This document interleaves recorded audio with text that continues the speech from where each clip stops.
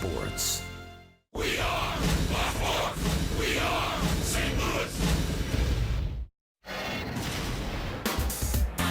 And it brings in Jed Jerko.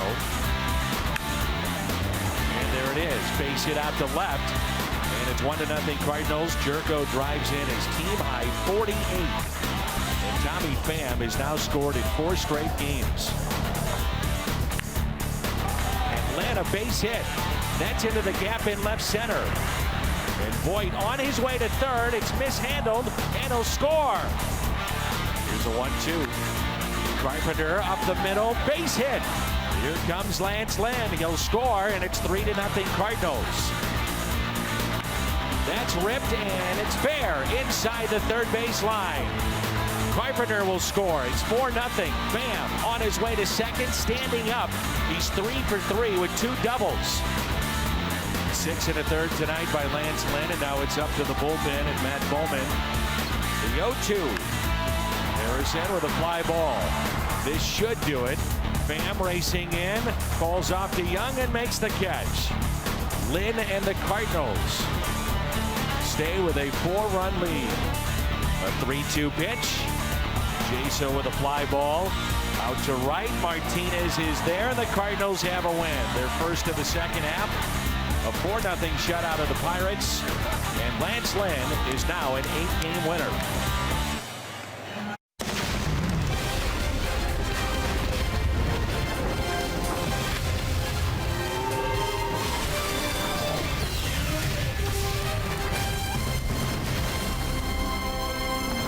This is St. Louis Cardinals baseball, and it's a day game. The banks of the Allegheny, PNC Park, home to the Pirates. It's game number 3, the St. Louis Cardinals and the Pittsburgh Pirates. Jim Hayes is here, so is the Mad Hungarian Al Raboski. I'm Dan McLaughlin, and welcome to Cardinals baseball. A right-hander, Trevor Williams, going for the Pirates today. Actually made his debut last season against the Cardinals. And for St. Louis, Carlos Martinez. It's hard to believe he has not faced the Pirates this year. Yeah, it's hard to believe that he hasn't won a ball game in the last month. But Carlos, if you go back to his last 2 starts here at PNC Park, he was brilliant, only allowing 1 earned run. You see the strikeouts in 15 2/3. That's what he's got to get back to the winning ways. And there's a change in Mike Matheny's lineup. Magneuris Sierra will start and play right field today. The youngster is back up from the minor leagues and in the lineup. Speed, excitement, a lot of fun. Now you Sierra, now you don't.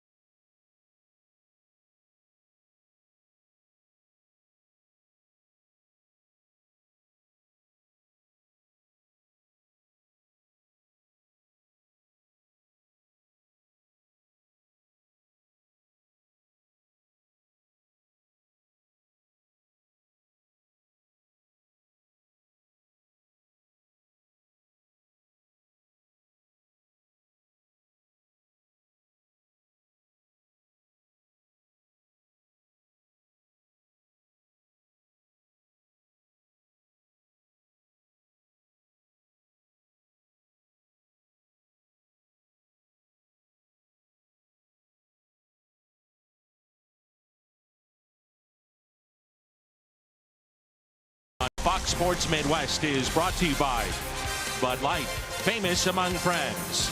By Chevy Silverado, the most dependable, longest-lasting, full-size pickups on the road. Find yours at your local Mid-America Chevy dealer.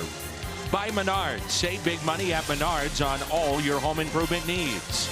And by Academy Sports and Outdoors, for all for less. The Three Rivers in Pittsburgh, Monongahela, the Allegheny, and that is the Ohio River. The Monongahela and the Allegheny meet in Pittsburgh to form the Ohio. And we're at PNC Park. A cloudy day, very pleasant though. No rain in the forecast. That's coming tomorrow when the Brewers are here in town. And it's the rubber game between the Pittsburgh Pirates and the St. Louis Cardinals. Mike Matheny's club with the win last night. They stayed 6.5 back of Milwaukee. They've won the first 2 out of the break against the Phillies. Pittsburgh is 8 games back. And Chicago 5.5 games out. And there's a look at Trevor Williams, a 25-year-old that's making his 19th appearance, and this his 13th start of the year. Yeah, a lot of people think that he's more designed to be a reliever, and he has made 3 relief appearances, including his major league debut last September against St. Louis, and he won that ball game with 3 innings of relief work with just 1 unearned run allowed during that time. A lot of sinking fastballs, and going to be slider and also the changeup. There's a look at Matt Carpenter, followed by Pham, who's been red hot, then Dexter Fowler, Jed Jerko, Yadier Molina, Colton Wong, Paul DeYoung, Magneuris Sierra back in the big leagues, and Carlos Martinez. Around the Horn is presented by Dobbs Tire and Auto Centers. Jaso in left, McCutcheon in center, Polanco is in right. Marafa is at third base, no David Freese. Jordy Mercer at short, Frazier at second, Bell at first, Cervelli is behind the plate. The Pirates are wearing a uniform that is the exact replica of the one worn by the 1979 team during Game 7 of their World Series when the Pirates defeated the Orioles 4-1. That was at Memorial Stadium. That was their 5th World Championship. At the V-neck jersey and the unique style of cap that was introduced in the '76 season. They're wearing those in Sunday home games. The throwback to 1979 and the We Are Family team. The first pitch is strike to Matt Carpenter. Their yellow tops were ugly then, and they still are. Carpenter is 3 for 8 in this series. Had an RBI single in the 5th last night. And he leads off this game with a base hit into right field. Beats the shift. And continues to get on base. That on base percentage is very respectable. And of course his average creeping up there, but a ton of walks, 2nd in the National League with his walks. So hopefully we can get something going with this combination right here early. But Carpenter now has reached base in 19 consecutive games. Here's Tommy Pham with 5 hits in the series, including 2 doubles off of Jameson Taillon last night.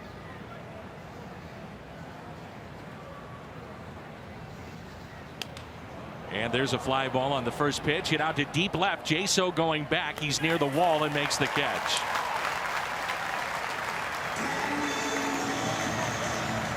Carpenter back to the bag at first, and there's one away.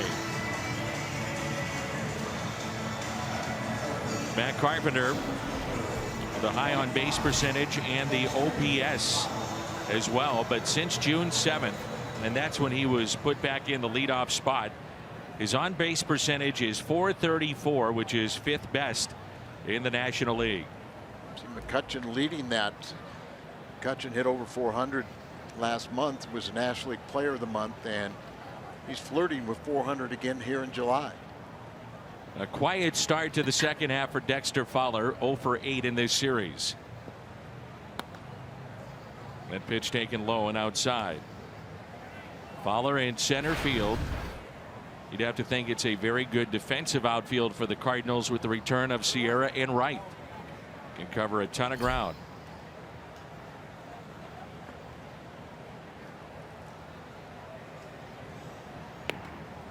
So the last start for Trevor Williams was at Wrigley Field. took a loss, 3 runs, 6 hits in 3 2/3. And as we talked about, he's never made a start against the Cardinals, but 3 career relief appearances, 1-0.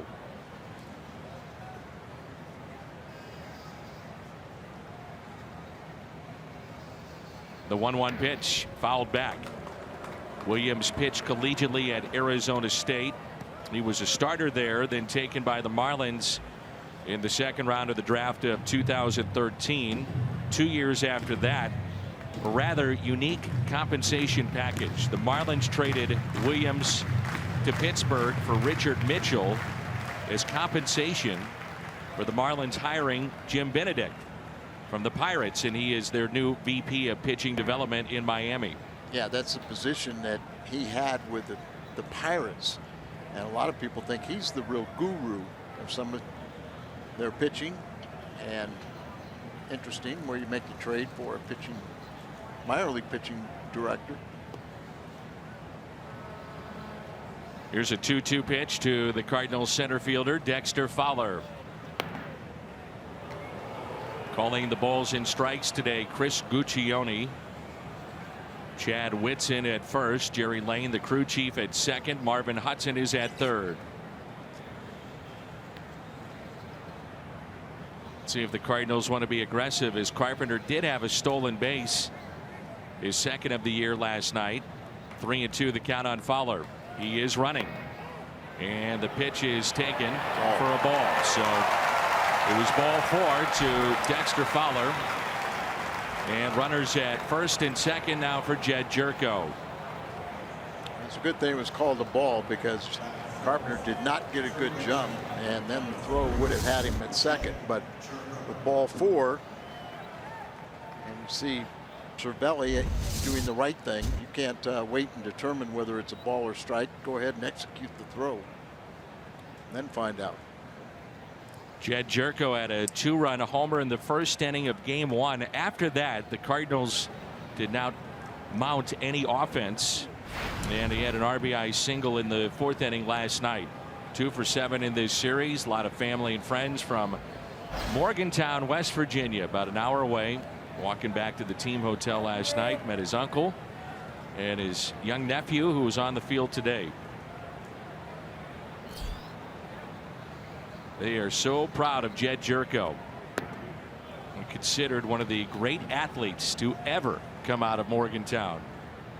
Brother played football, a linebacker for 4 years for the Mountaineers. Jed was one of the top college shortstops as he stayed at home and played in West Virginia.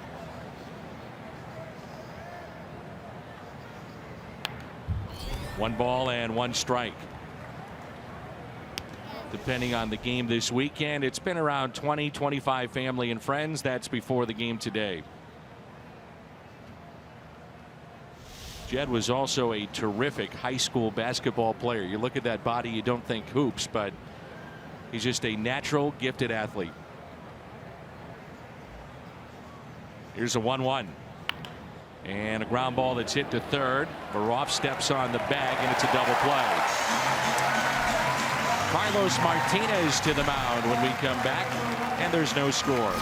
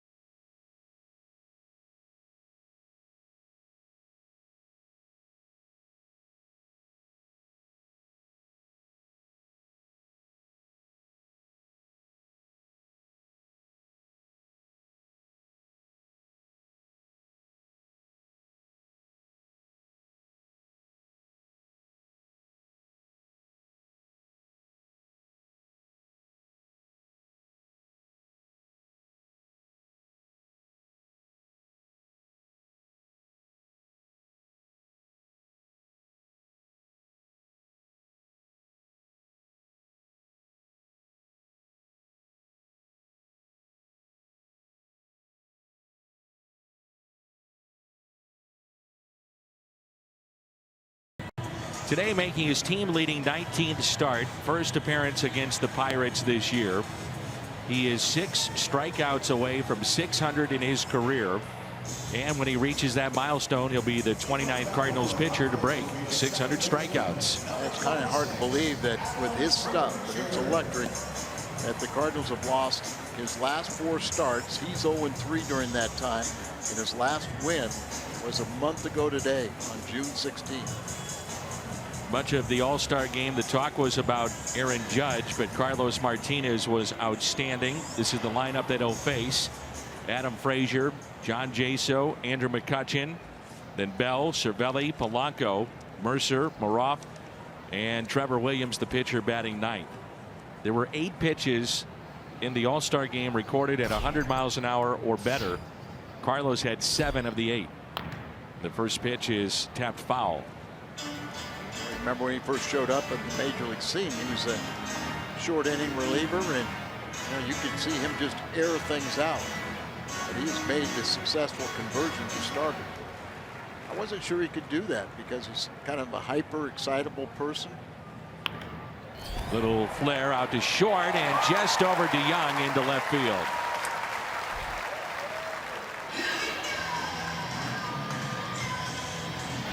In the All-Star game for Carlos Martinez, boy was he good.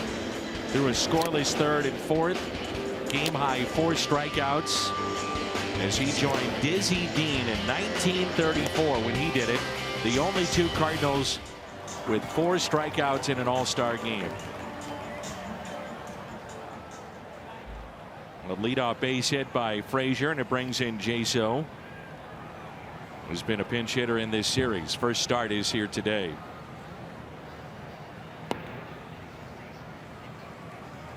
There are 5 left-handed bats in the lineup for Clint Hurdle.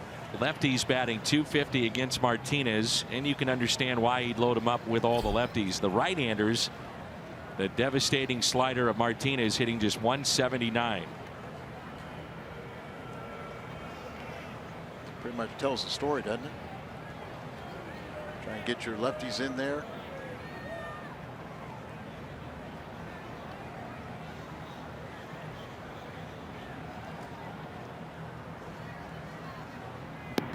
There's some, when you talk to them about the game of baseball, they'll say, well, wins don't really matter for a pitcher. And if you're on that side of the ledger, this is the prime example. Carlos Martinez, not a great win-loss record, but everything else is off the charts. Here's a 1-1. The changeup misses low and away. I know people say that with some of the new metrics, but if you look at how we determine whether a team's good or not, we look at the win column. So I think part of that is bogus. Here's a 2-1 pitch.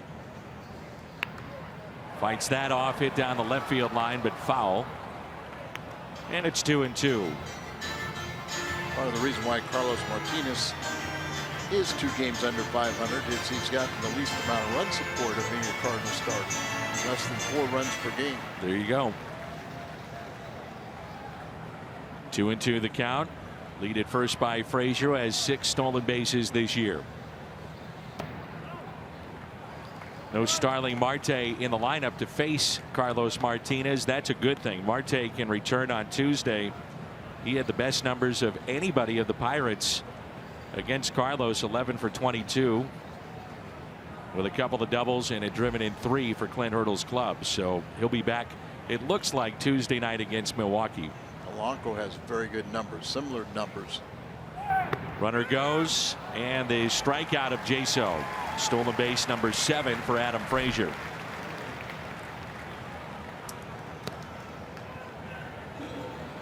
Look at the Cardinals defensively with Pham, Fowler, and Sierra in the outfield. Jerko, DeYoung, Wong, and Carpenter on the infield, and Yadier Molina is behind the plate. And it brings in Andrew McCutchen.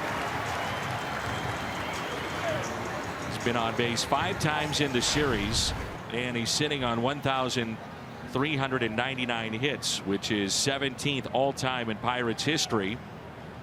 Up next, Jason Kendall. He's 16th.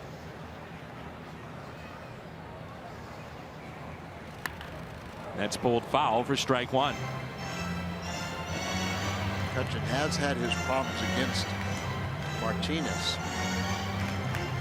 Just a 167 batter, 5 for 30. But he's hot right now, so let's cool him down, Carlos. Riding a 6-game hitting streak into play. And the player of the month in the National League in June. Here's the 0-1.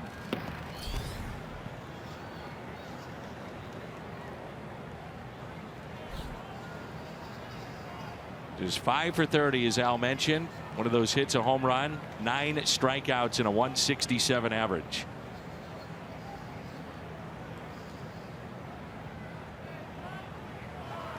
Pick off and back in safely. Mike Matheny is going to have to be creative with his lineup with Wong and Luke Voit. Carpenter, you know, will more than likely play every day. And today it's Wong who gets the starting assignment at second base. Here's a 1-1. Off the bag and into center field. Frazier will score, and it's 1-0 Pittsburgh. And some tough luck there for Carlos Martinez. Wong was positioned up the middle. Hard hit ball, the RBI for McCutchen, number 51.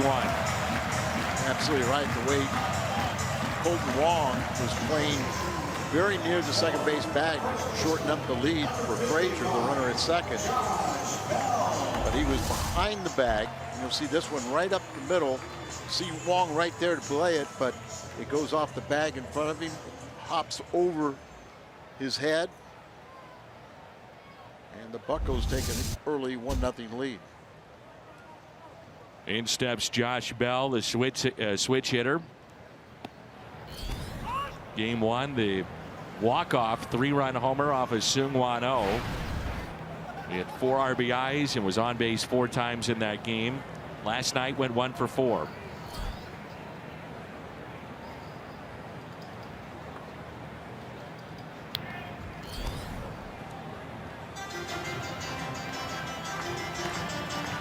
It's a Pirates team looking for a little bit of offense, same like the Cardinals in the middle of their lineup.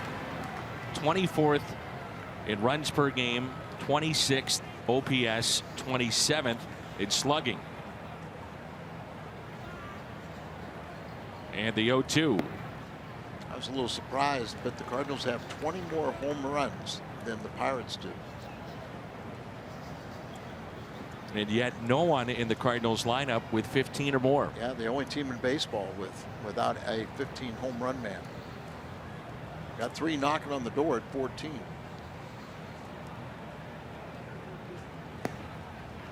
Two balls and 2 strikes.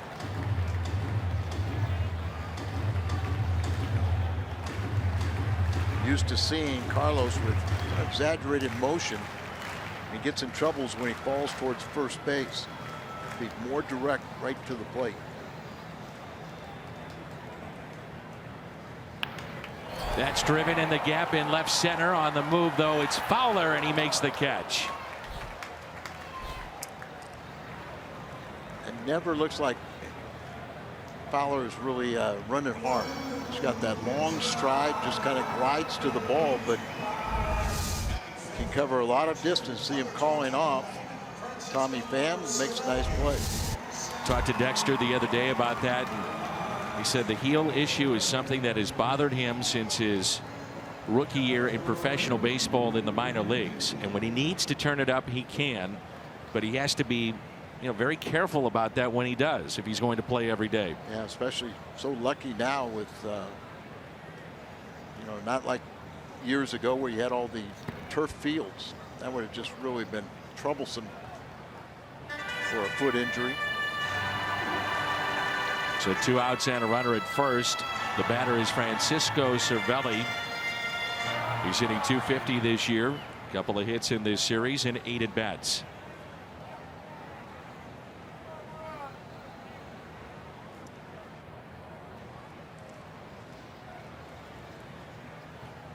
And the 1-0. Hit to first. Carpenter steps on the bag. The Pirates strand a runner, but they pick up a run on the RBI by McCutchen. It's 1-0 Pittsburgh.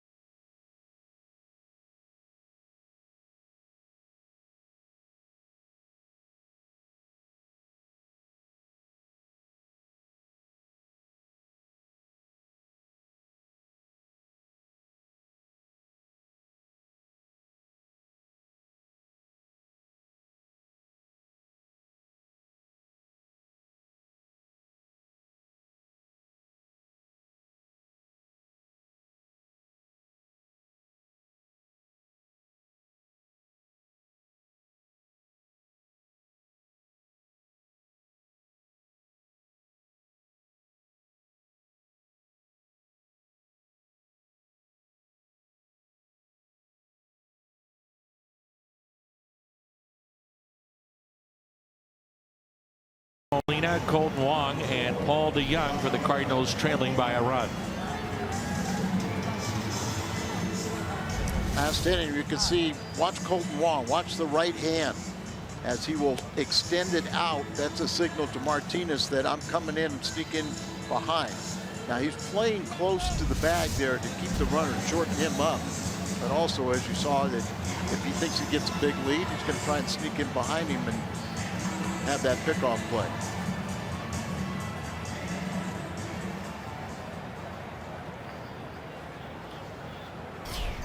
Molina 2 for 4 with 2 doubles and an RBI against this right-hander, Trevor Williams. He's 1 for 8 in the series.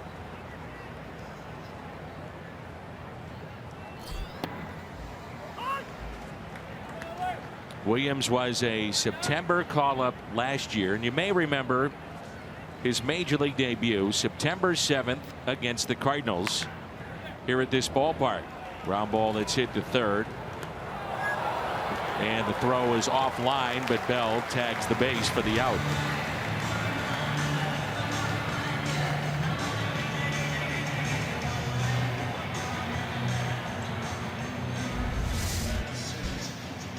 Third baseman off the line, gets it, little crow hop, everything right, but then the ball kind of takes off on him. Bell had enough time to get back and place the glove on the base.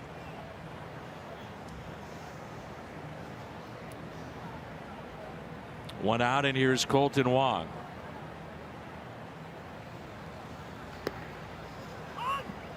Part of the game today, you just don't see a lot of players, whether it's Cardinals or the opposition, run all that hard down the line. As Wong lifts a fly ball into center.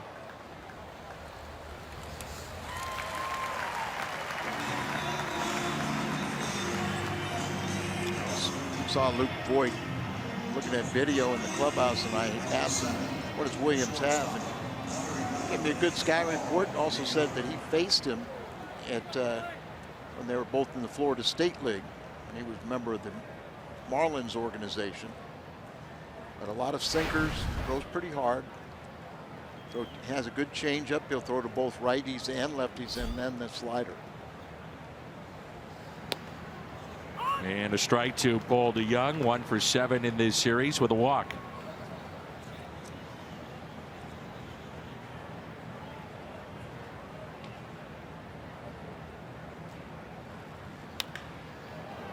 And there's a drive out to left, and that ball will get down. One hops off the wall, and DeYoung a 2-out double.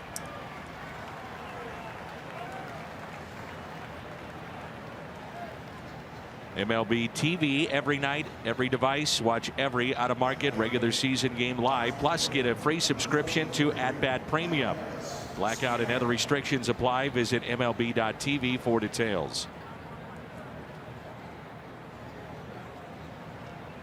And here's Sierra. He's appeared in 8 games. He's scored 8 runs. And he's hitting all 8 games. 375 average.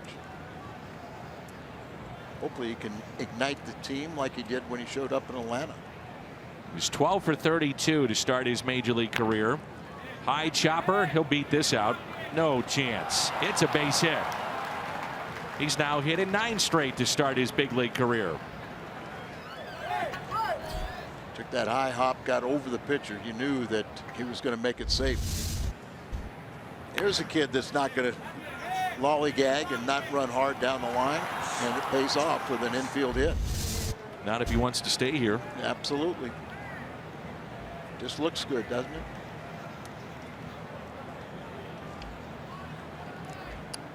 So 2 outs and 2 on, and it's Carlos Martinez, a 156 hitter this year. At least the Cardinals will get him through the lineup here in the 2nd inning. Let's see if he can't do some damage and tie this game up. Does have 6 RBIs this year. And 2 doubles to go along with that. So he drops to a knee, and that's strike 1. And then you always watch him swing the bat, and you worry about him hurting himself.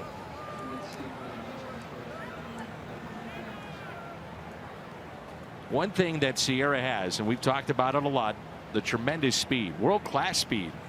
way it's been described, but there is a difference between just being a fast guy and a good base runner. Very.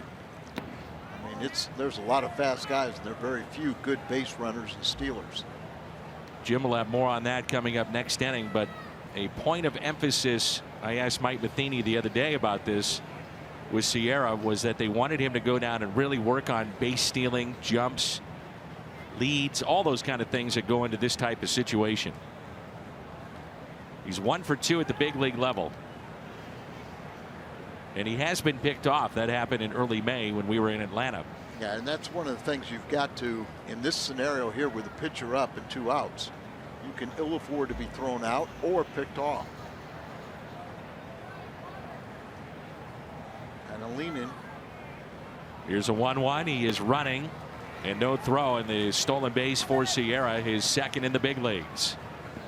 You could just see the way he was leaning that he was going to go. But, you know, Williams, it's his ball game, and he's got the pitcher up, 2 outs. So if he gets the batter out, they can't score. The strikeout of Martinez as he slams his bat. First strikeout for Trevor Williams. We head to the bottom of the second. 1-0.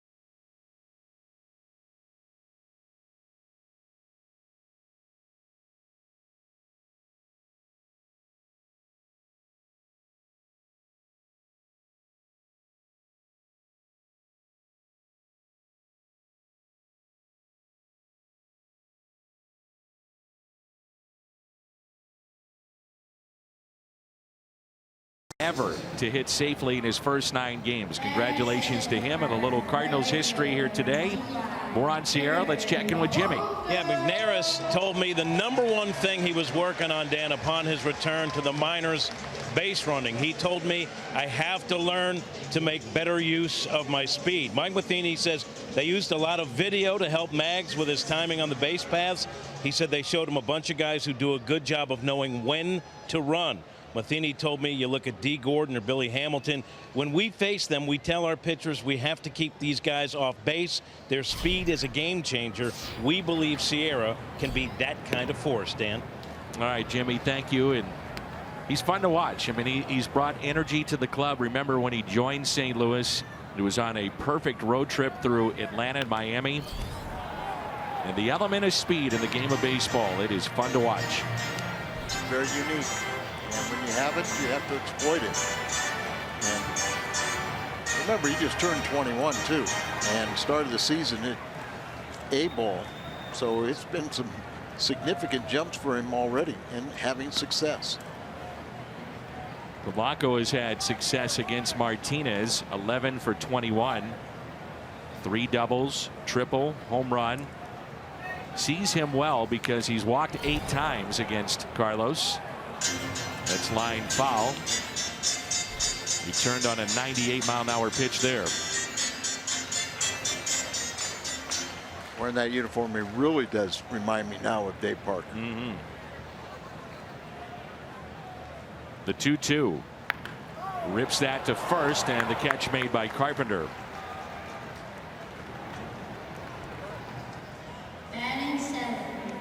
We turn to our Toyota keys to the game, and well, to keep them off the board or keep them to under 3 runs, you're probably going to have success against the Pirates.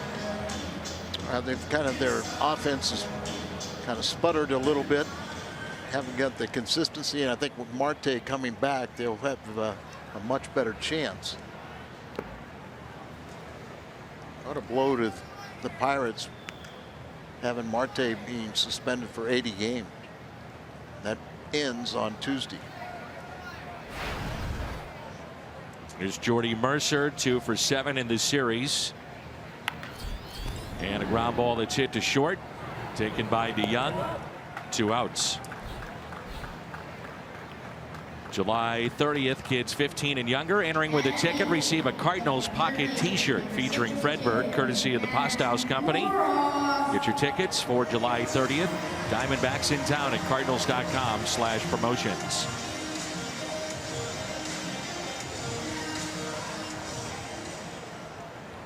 Max Moroff, the third baseman today, and it's been a tough year. He's 4 for 48 this season. Well, he hit 230 at AAA a year ago. Year prior to that, though, he was the Pirates minor league player of the year. A 24-year-old from Winter Park, Florida. 0 for his last 10.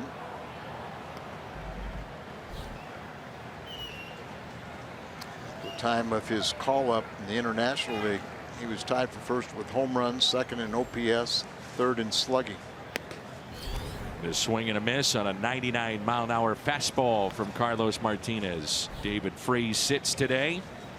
It's an all right-handed bench. Gosselin, Osuna, Freese, Harrison, and Stewart.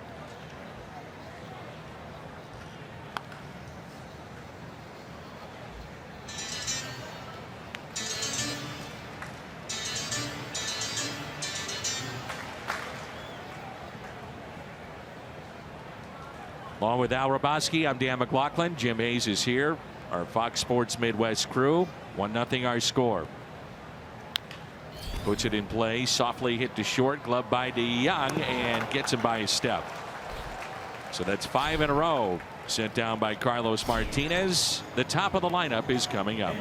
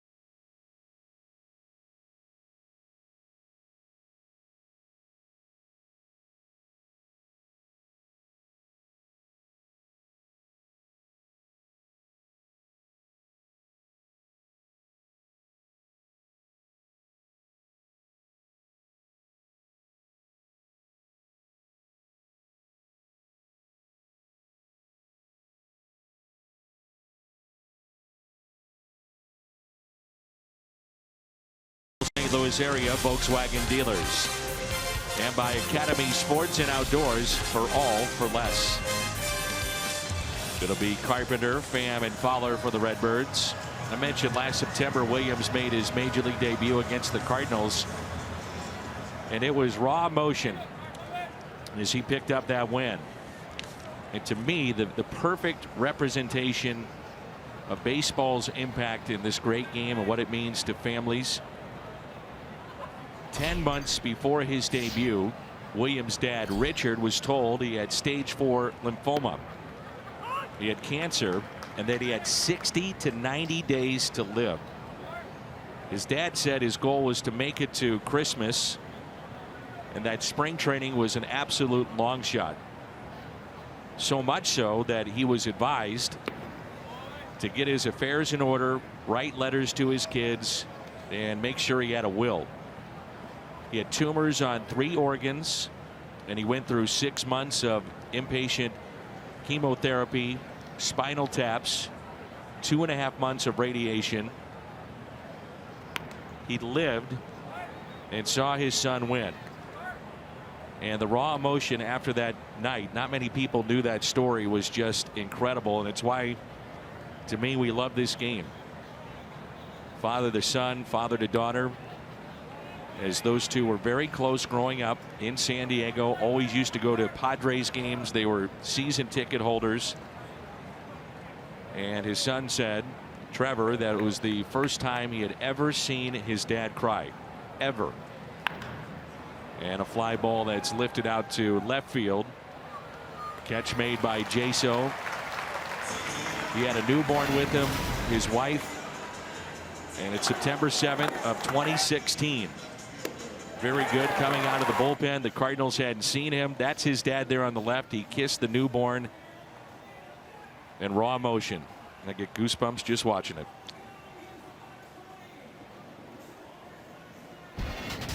Awesome. Yes, it is. Here's Tommy Pham. One other aspect about his dad, he served in the Marines, and he started a Marine Corps injured Marine fund, and he still to this day all across the country takes injured Marines when they come back from serving our country to ballparks. And he hooked up with Barry Zito's a strikeout campaign for soldiers, and he is cancer free, by the way. His Pham pulls it foul, and he does a lot for the Marines and never misses his son pitch. I love telling stories like that. Yeah. Makes me think to a poem that Jack Buck wrote.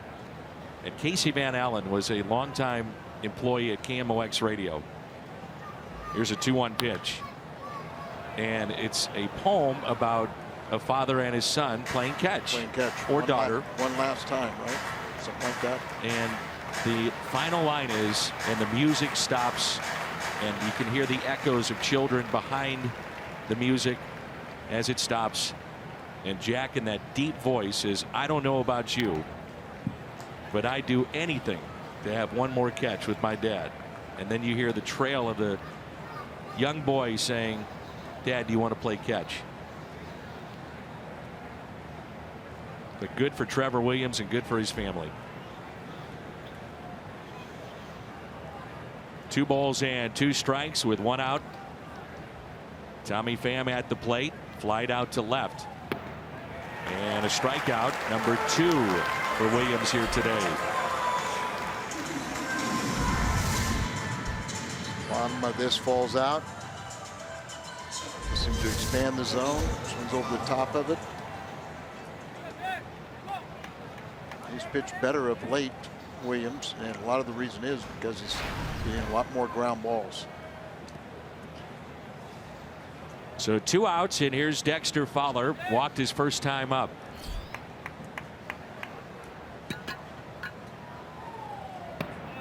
And there's strike 1.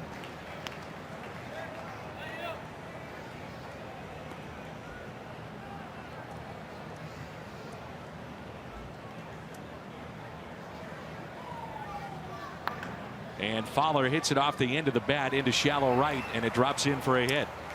On base for the second time. His first hit in the series, and as you said, first hit in the second half. Got the breaking ball right off the end of the bat, so it's not going to carry out to Polanco and right. Ball in front of him.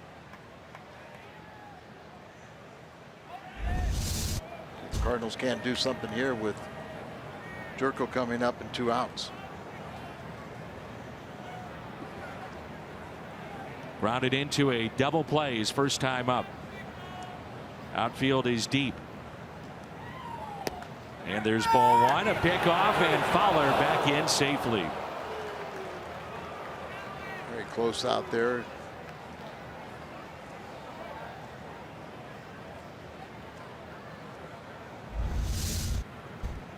Take that secondary lead, and he recognized it, had to get back, but good thing he's got that long reach. I don't think you realize it when you see him on TV and he's back in safely again, but you go talk to Dexter, how tall he is. He is a tall man, about 6'4".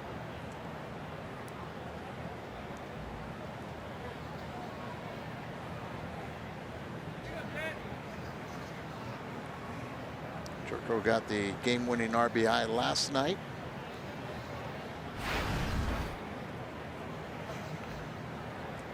Average has been right around that 300 mark. And the 1-0 pitch. Rips it foul. And a nice play made by the ball girl. Yes. Got to be quick. You got to get out of your seat. Then you have to range to your left and have those soft hands. This is Susie, we understand. Yeah, Susie got a good jump on the ball. Nicely done. Yeah. Routine. No big deal. Nope.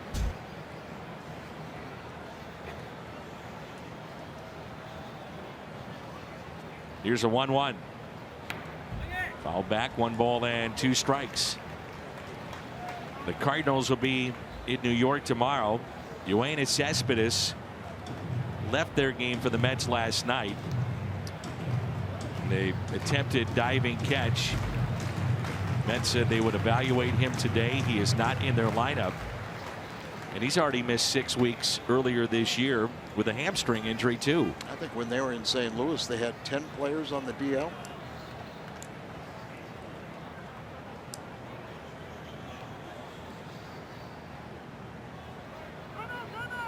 And time is called. Adam Wainwright, Zach Wheeler in game 1 tomorrow.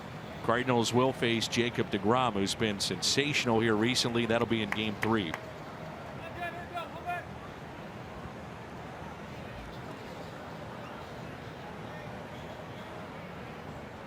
Here's a 1-2 pitch to Jed Jerko.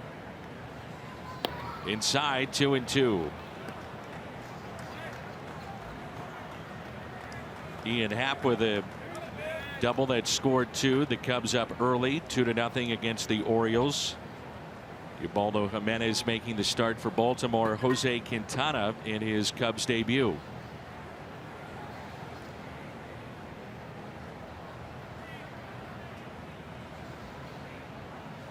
Runner goes on the 2-2, and it's lifted foul down the right field line.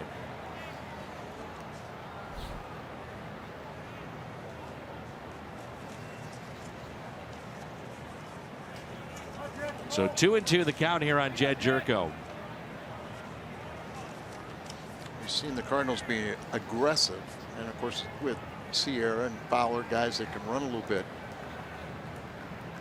I wonder how slow Williams is at the plate, because he really holds the ball a long time trying to take the spring out of these runners. Very kind of a quick pitch, a little bit, but a lot of times when you quick pitch a lot, you rush the ball up there and you don't have really good command, and you're usually throwing a ball. Definitely running on this pitch. Teams are 2 for 5 against Williams this year in stolen bases, spoiled by Jerko. Seems like the Cardinals, though, want to be pretty aggressive this weekend overall against Cervelli, who's now 8 for 40 after the stolen base by Sierra.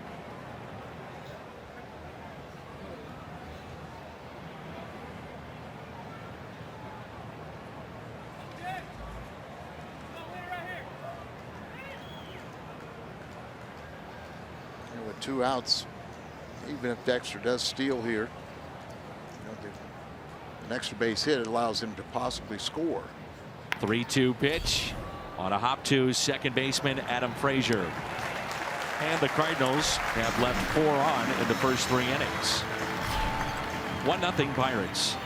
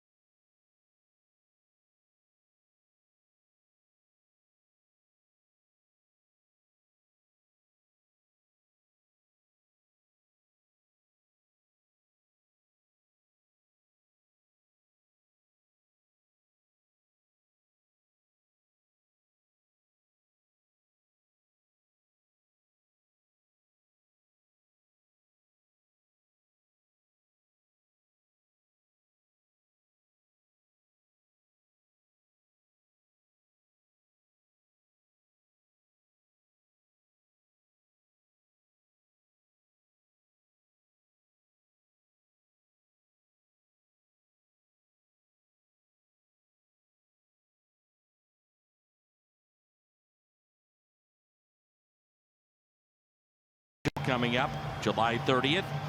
The featured post-game speaker Lance Berkman, former Cardinals All-Star and World Champ. For tickets or information, visit cardinals.com/Christian Day.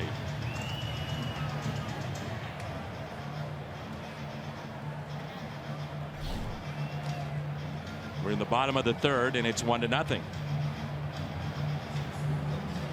And Martinez will deal with Williams, Frazier, and Jaso.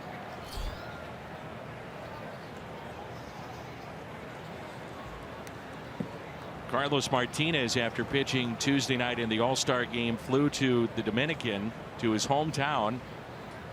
He arrived at 2 a.m., went to his mother's house. He said they stayed up talking until 5 a.m. And then at 9 he met up with folks from his foundation. They started handing out 500 back-to-school backpacks and the number 18 Carlos Martinez kids jerseys, as the Tsunami Waves Foundation went to 5 towns, including the hometown of Oscar Taveras. Williams has his first major league hit. A base hit into right. They've been 0 for 21 this year, 0 for 22 in his brief career. Almost about 50% strikeouts. Now he's got a souvenir, or another one. First win and first hit versus the Cardinals. The top of the lineup in Adam Frazier had a base hit to left field, scored the only run on an RBI by McCutchen, stole his 7th base.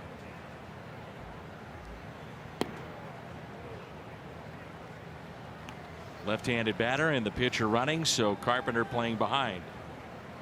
Still can keep him relatively close, but better positioning with the left-handed hitter. It's not on the bag. High chopper just over Martinez, and Wong makes a nifty play. You've got Martinez, you've got the runner, you've got to be quick. That's a good play by Colt Wong. It really is. Fox Sports Support's proud to team up with Homes for Our Troops, building mortgage-free, specially adapted homes nationwide for severely injured post 9/11 vets. Learn more about Homes for Our Troops and rebuilding lives and visit foxsportsupports.com. It puts Williams in scoring position. And here's Jaso, struck out his first time up. John Jaso, year 2 of a 2-year contract with the Pirates. He's been with Tampa Bay twice, Seattle, Oakland. To play first base as he'll get a new bat after cracking that bat. He's in left field today. Also catch. But the reason they acquired him because they liked his on base percentage. He came up as a catcher. Yeah. And then he had concussion symptoms, and that's why he's now in the field. Popped up left side. DeYoung going out, calling for it, but it'll be Pham. Makes the catch. And very close at second base as Williams is back in. Tommy did the right thing. You know, DeYoung was calling it, the shortstop going back on that ball, but much easier for an outfielder coming in than middle infielder pedaling back. So good communication between them. Paul stops. Tommy makes a catch, and then he saw the pitcher a little slow in getting back to the bag, and that was a good play there. It's Yadier Molina on Friday with his 49th pickoff of his career. Just catching a base runner napping. 3 times he's done that this year, and all 3 a runner at third base. Everybody knows it first, but the word's getting out about third base now too. Among active catchers, Russell Martin, Jeff Mathis, Salvador Perez, they have 19, and Yadi is 1 away from 50. And if you missed it, this is the play with Polanco at third base. Turned his back on Molina. The tag there by Jerko. It was reviewed, and he was out. Just another incredible play in a key spot in the game. If you go back to 1974, only 3 catchers with more than 50 pickoffs. And they're good ones. Pudge Rodriguez, 83. He's headed to the Hall of Fame. Bob Boone, 57. Jim Sundberg. There's the active list. 2 balls and 1 strike. Carlos needs to just come right directly towards home plate. Don't be cutting off your pitches and spinning towards first.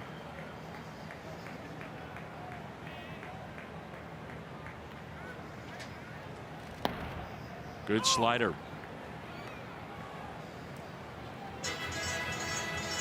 You know, Danny, really to be good, a really good pitch, you don't want to leave it on the inner part of the plate like that. You want that pitch down and away off the plate. Did fool McCutcheon. Here's a 2-2 pitch. And he struck him out. There's a much better one. Second strikeout for Carlos Martinez. 1-0 as we head to the 4th.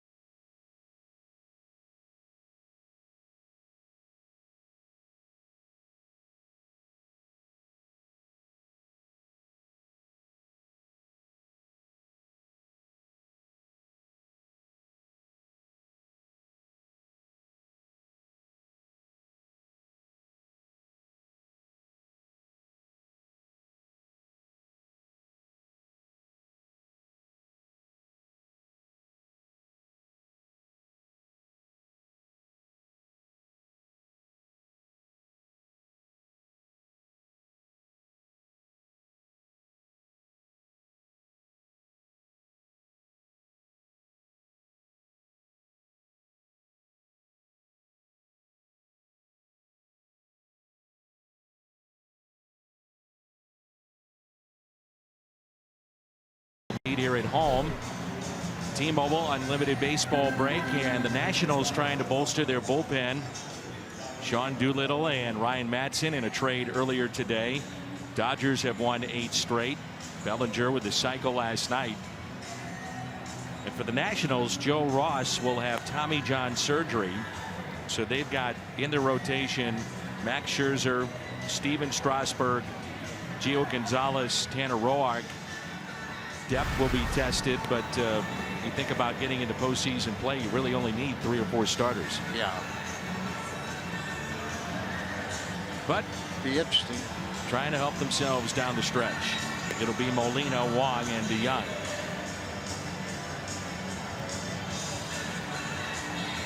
A lot of Cardinal fans yet again here in Pittsburgh on a beautiful afternoon.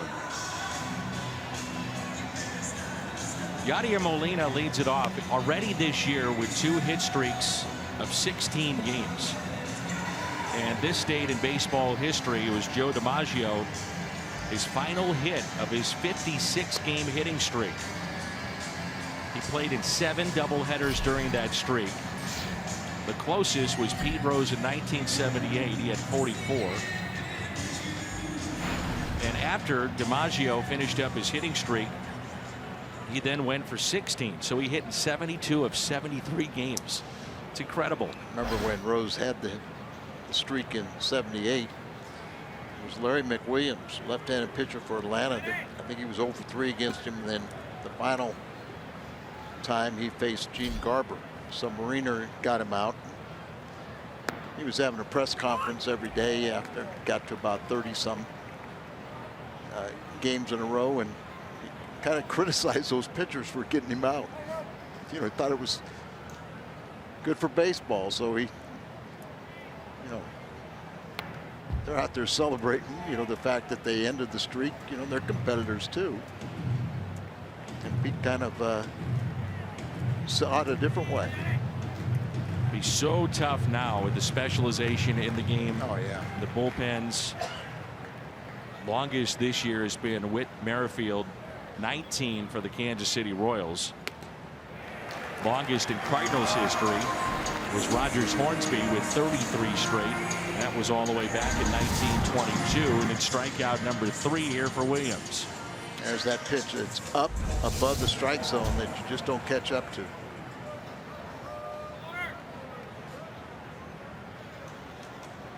Here's Colton Wong, flied out to center.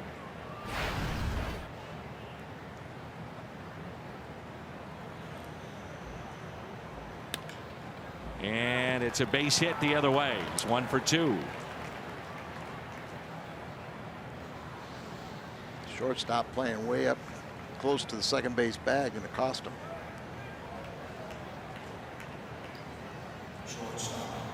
Pirates, one of the teams that shift an awful lot. He's playing up the middle. This is right dead shortstop area, and it goes on through. Good for Colton.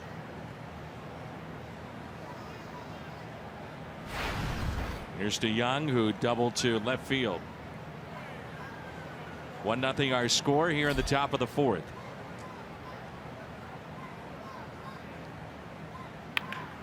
Double play ball hit to third. The turn at second. Double play. The second turn by the Pirates this afternoon.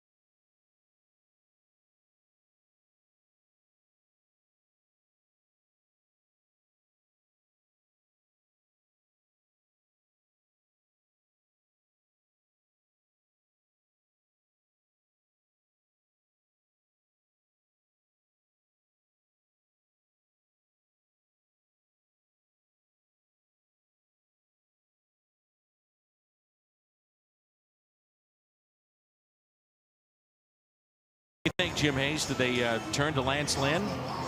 I'm not so sure that's going to happen, Dan. You know, Lynn abruptly switched from right-handed hitter to lefty a couple of starts ago. Lance told me at the time the reason was simple, of course, better launch angle.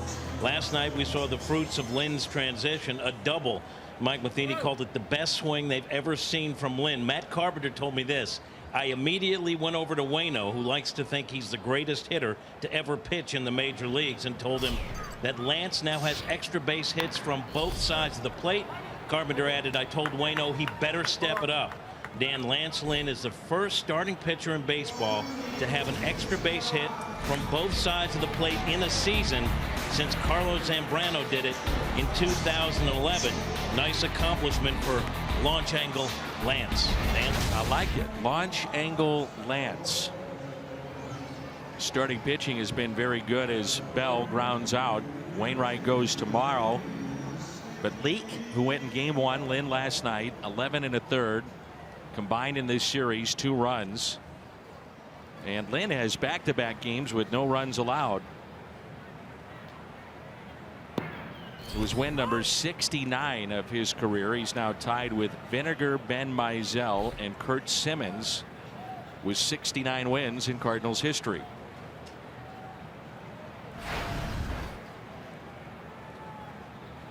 One on, nobody on. Martinez has settled in.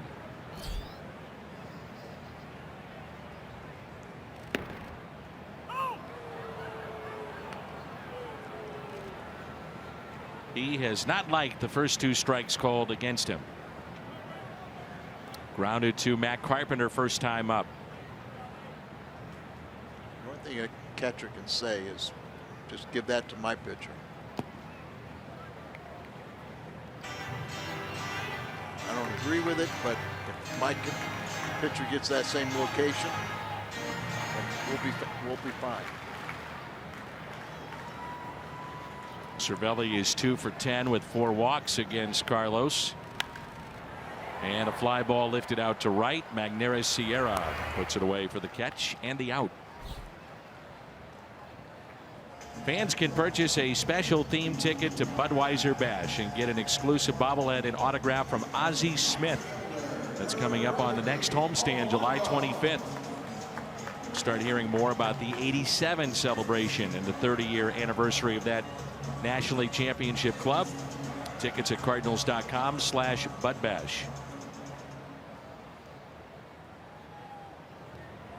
And the batter is Gregory Polanco, lined out to first. Carlos gave up 2 singles in the first inning, 1 in the third, and it's a 1-0 Pittsburgh lead. Fastball at triple digits, 100.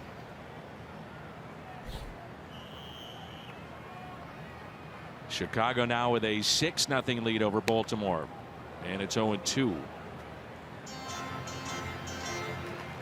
Jed Hoyer was hoping that Quintana, just by making the move, would kind of jumpstart the entire team. Little lift for their team. A lot of times that happens. You know, a team can make or break. You know, they get help from the front office, add on and everything. They're saying, well, you're trying to help us out. If you don't do it, sometimes it becomes a very negative aspect in the clubhouse. Team gets stagnant after. Yeah, they kind of, well, they almost sit there and say, well, if they aren't going to help us, then it's a losing attitude. You know, say, why should we bust our butts if the front office isn't going to do something for us? The 2-2 pitch by Martinez. 3-2.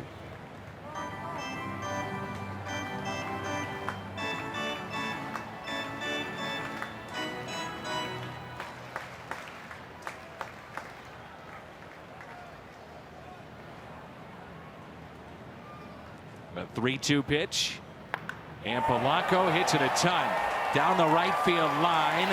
That ball is foul. It's a foul ball. Just like in game 1, Polanco had a ball very similar to this. He ran this time. It was not ruled a home run.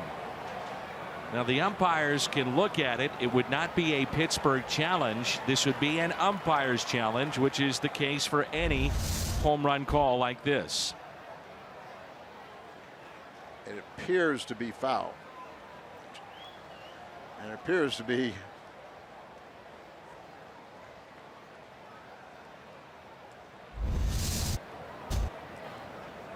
and the umpires may take a look at it just to make sure. They're going to talk about it. Well, you know, might as well. Yeah, it's a good way to keep the manager from jumping down your throat. You know, just do it. And it shouldn't take long. See the ball the whole time. Never disappeared, did it? It's a foul ball. Foul ball.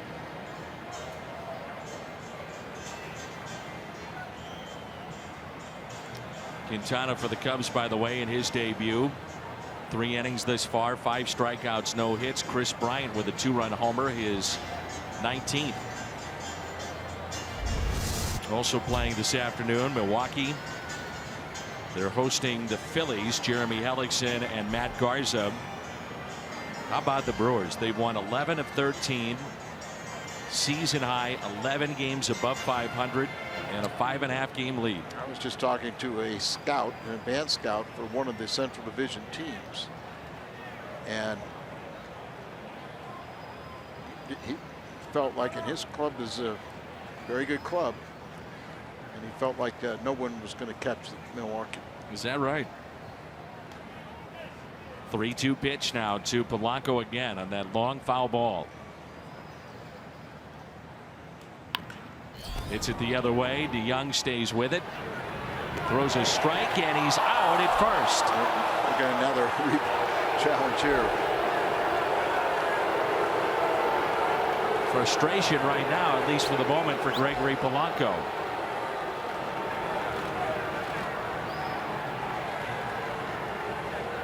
.6'5" and gets down the line. As I said, it reminds me of Dave Parker. Add another 25 pounds and even faster.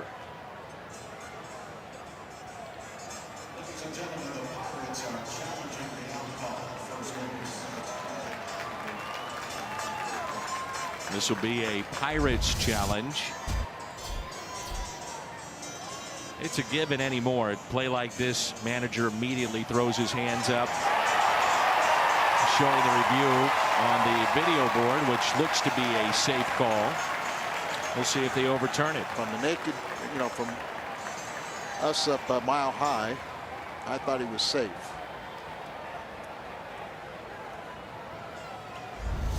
First base coach trying to settle down Polanco. Frustration with the non-home run. Slams his helmet. It's Camara Barti, the first base coach. Easy, easy. We'll take care of it. Safe.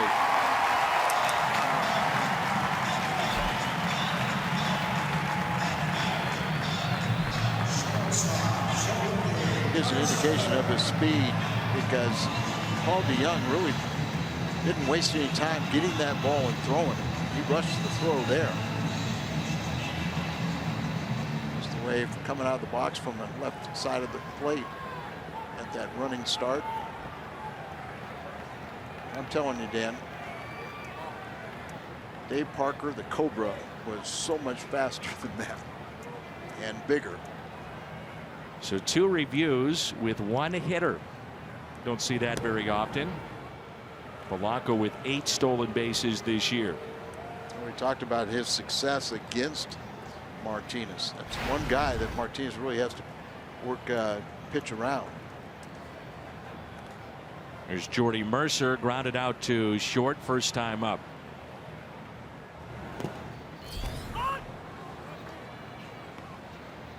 Think back to Friday night with Polanco not hustling on the ball that he hit off the center field wall. Should have been a triple, you know, but now you saw what he can do when he does hustle. And he's hit safely in all 11 starts here in the month of July for the Pirates. 0-1 pitch. He's getting a very big secondary lead against Martinez. 0-2 the count.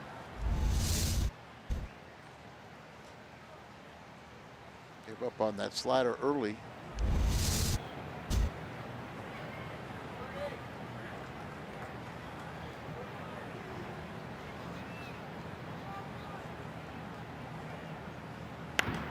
Slider again, and it's hit out of play.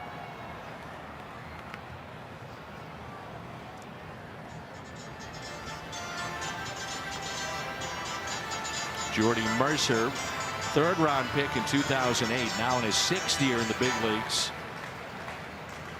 He played at Oklahoma State. Very solid player. Good defensively. Does a nice job with the bat. Gets on base. They're talking a lot about hitting down in an order. And just what it can do for a lineup when you have guys that get on base. You know, you're not constantly relying on McCutchen or Bell, Polanco, Freeze. And Mercer's getting on base about 350 clip.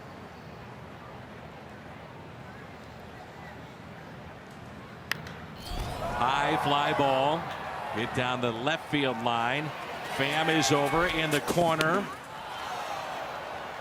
And did he catch it? It's out of our sight line. He did. Catch was made. It was a foul ball. Tommy Pham stayed with it and makes a nice play. Very nice play by Tommy Pham.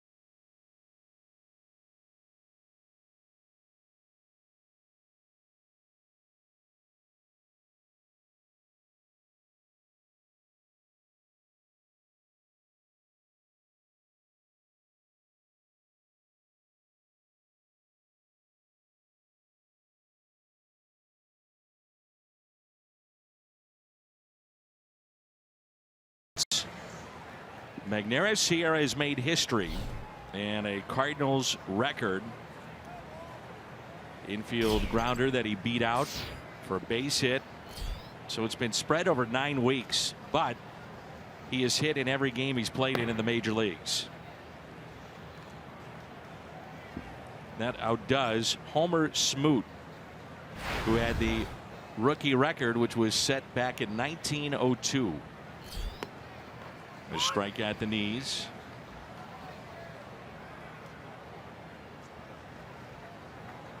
Cardinals in the 8 games prior to today were 6-2 when he was in the lineup. It was fun to watch. You know, he was getting base hits, but his ability to go from first to third or even first to home was electric.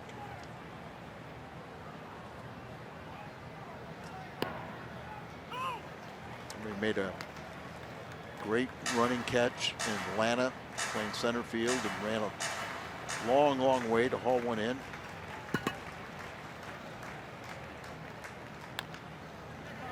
Slowly hit. This might be a base hit, and it is. He's 2 for 2. Right past Williams. Frazier, the shovel pass out of the glove, and no chance. Sierra, his second base hit. Big leagues is easy for this kid. It's not supposed to be, though. Well, he's got such great speed. Once it gets by the pitcher, it's automatic. So he hasn't, his 2 hits, maybe 100, but let's see, say 140 feet with the both of them. But that's speed for you, because if it's anybody else, Trevor Williams probably takes his time and makes that play. Yeah, but you got to rush. Martinez with 3 sacrifices this year. You know, it's interesting. You could say, if you're Mike Matheny, are we better off not using the bunt here, and let's give Sierra a couple of pitches to steal before we put down the bunt? Well, remember, they sent him down to work on that. Now, he did steal second base, his second in the major leagues when he got the hit earlier.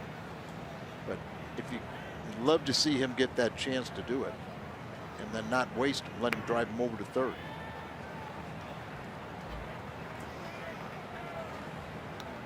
And now there's 2 strikes on Martinez, who struck out back in the second inning. Martinez a better bunter than what he's demonstrated, at least in this at bat.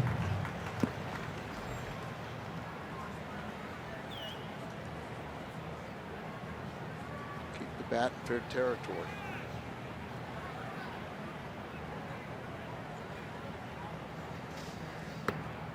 And looks at a ball, and it's 1-2.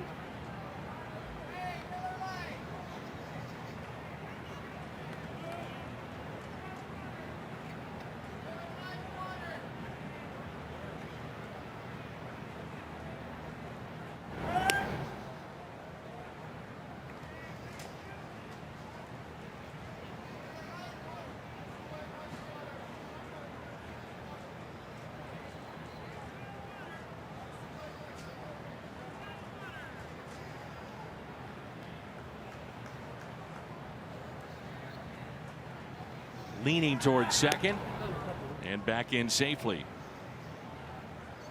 It's a way to counteract the base stealers, to hold the ball. Even the hitter doesn't get comfortable. They get tight. The pitcher can do that and just always step off. He has to. Here's a 1-2 pitch to Martinez, squared again, and protected himself and somehow got the bunt down. If it doesn't hit the bat, it might hit Martinez. I don't think there's any doubt it was going to hit him in the midsection. Wow. So way to go, Carlos. Self-defense. Ball just running in, and it's very similar to about a month ago when he had a pitch that was up in his eyes near his face, and he told me that if he had not gotten the bunt down, or at least the bat up, he said it would have hit him right in the face. So good job with 2 strikes. Gets it down. The sacrifice, his 4th of the year, and it brings in Carpenter and a chance to tie this game up.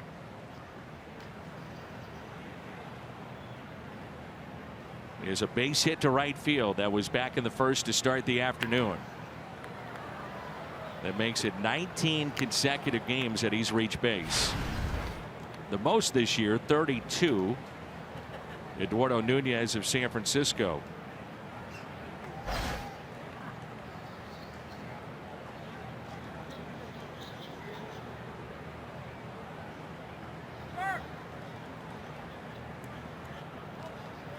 Well, shift is on here so they can keep Sierra fairly close to the bag at second base. Base hit, it won't matter with his speed.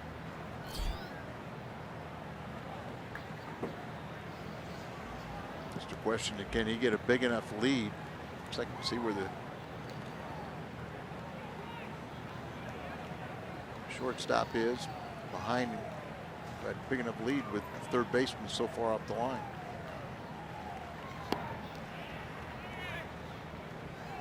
And a count of 1 ball and 1 strike.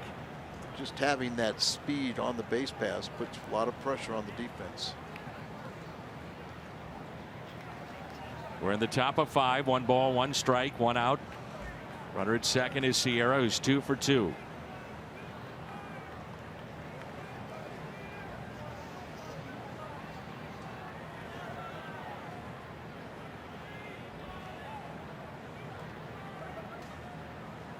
The 1-1.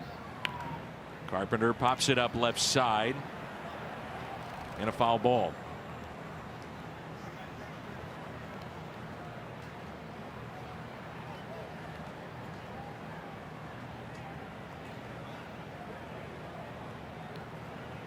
One and 2 the count.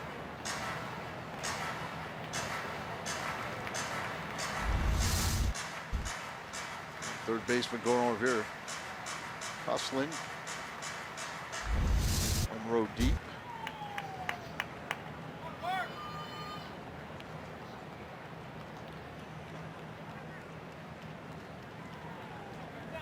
Outfield shading Carpenter towards left. The infield with a shift on the right side. And the 1-2 pitch. Pulled foul.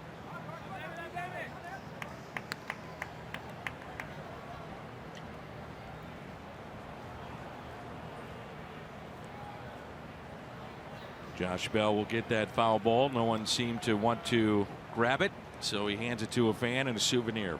The first time when he threw it in the stands, they bounced it back into the field.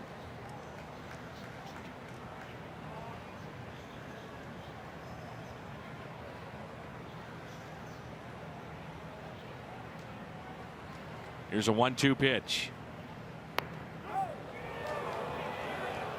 Cervelli, who's had issues at the plate offensively with the home plate umpire, holding this one here. Thought it was low and outside. He was holding it there, but he was standing almost outside the batter's box. On the right-hand side of it. The 2-2. Full count. Tommy Pham on deck.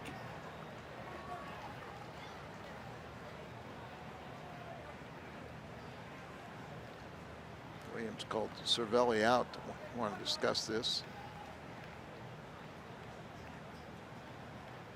The Memphis Redbirds have been one of the hottest teams in the minor leagues. Another win last night. They're now 59-33. 5 consecutive wins. Luke Weaver is 8-1. Aledmus Diaz last night went 2 for 3. Jack Flaherty goes today. And for Diaz, it's not been a great time, at least so far. He's batting .217 in 46 at bats. The 3-2 pitch here to Carpenter. Lifts it down the right field line. It is hooking, and it's a fair ball. This game is tied. Sierra will score, and Carpenter his second hit. It's a double, and it's a 1-1 score. Is the uncanny ability to roll the wrist over and hook a baseball. Oh, good at bat, and right outside part of the plate, hooked it, and just fair by inches. And the go-ahead run now at second base. Carpenter during this 19-game on-base streak. What's interesting is that he's only hitting .238, but yet he has as many hits as he does walks, 15. So the on-base percentage is near .400. With Pham coming up, we take a look at the BJC Healthcare Difference Maker. The team record this year, 2 or more hits. Cardinals are 15-4. And today, Tommy Pham has flied to left and also struck out. Chris Guccione, the home plate umpire, out to break the meeting up with Ray Searage and Trevor Williams. There's no one warming up in the bullpen for the Pirates. So just conversation, slow him down, just relax. Game's tied. Get out of this inning that's tied.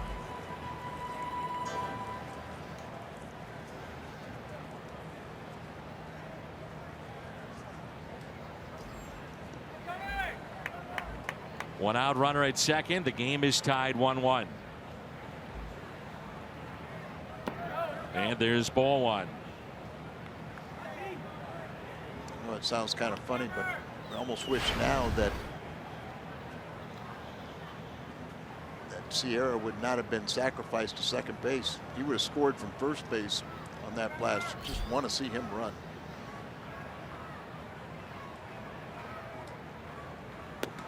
Pham stays away. 2 balls and no strikes. Washington with a 9-2 lead over Cincinnati. Homer Bailey back in the rotation for the Reds. 2-0 and a chance to do some damage here. 3-0. Fowler on deck.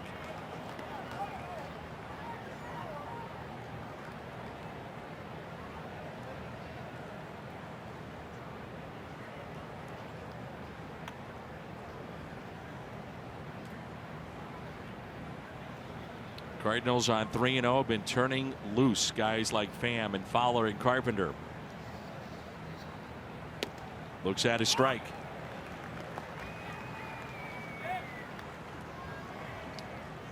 Beauty of hitting ahead in the count is you don't have to be swinging or protecting borderline pitches.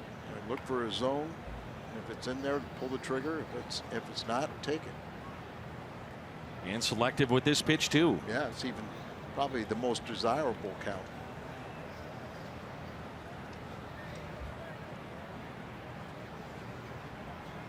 Here's a 3-1 inside, and that's ball 4.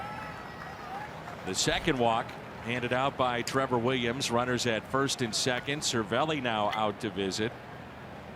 No one is stretching or getting loose yet in the Pirates bullpen. If you can't catch the games right here on Fox Sports Midwest, you can stream them live on your mobile device with Fox Sports Go. Download the app and take Fox Sports Midwest and Cardinals baseball with you wherever you go. Fowler on base twice today. A walk back in the first. A single to right in the third. Runners at first and second. Strike 1.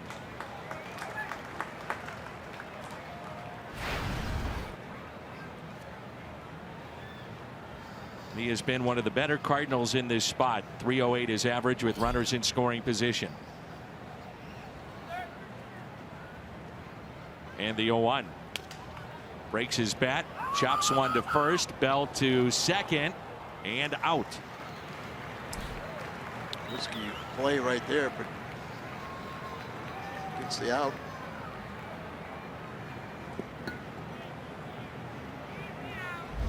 Clint Hurdle was saying the other day that he's been trying to get his starters through 5, and that's been a problem with their team. They've been outscored for whatever reason, 5th inning of ball games, 53-18.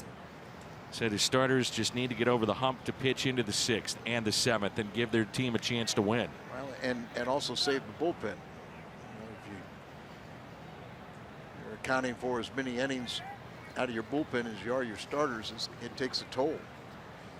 Tommy Pham going in, standing up, maybe disrupt that throw, but then he has to slow down, and it was the difference him being safer out at second.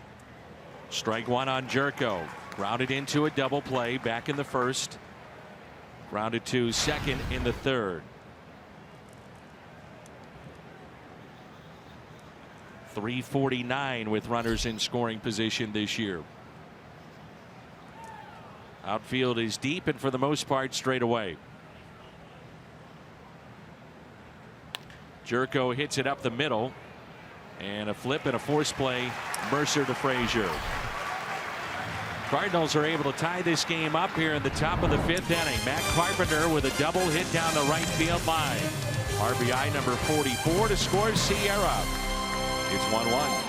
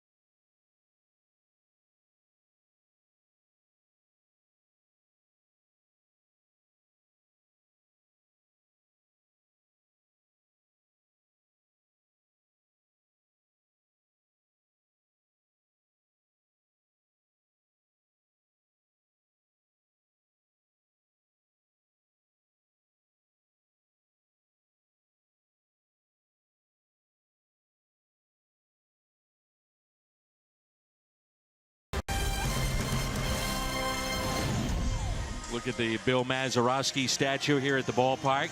Cardinals Hall of Fame induction class has been selected. Mark McGwire, Tim McCarver, Pepper Martin.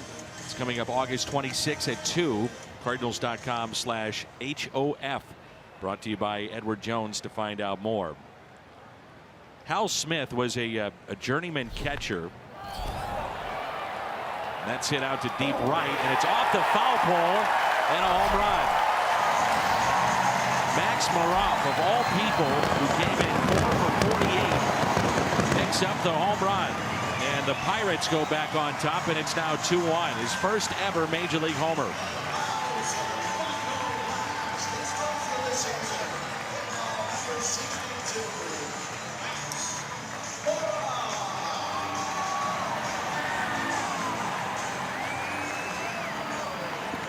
Never take anybody lightly.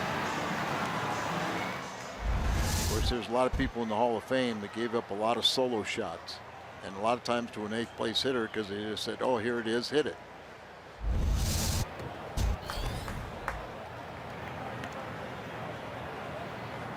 So the first ever home run for Maroff. Trevor Williams had his first ever base hit back in the 3rd. I was about to say Hal Smith, that catcher. Yes, I know Hal. He might have been a hero like Mazeroski is. He hit a home run to put the Pirates up 9-7 in the World Series. The Yankees, though, tied it up in the top of the 9th, and then it was Bill Mazeroski with that famous walk-off homer at Forbes Field. Ground ball hit to the right side, gloved by Carpenter. And covering the bag at first, Carlos Martinez. Fittingly, 10 years later, Mazeroski had the last hit ever at Forbes. The home run ball. One away here in the bottom of the 5th.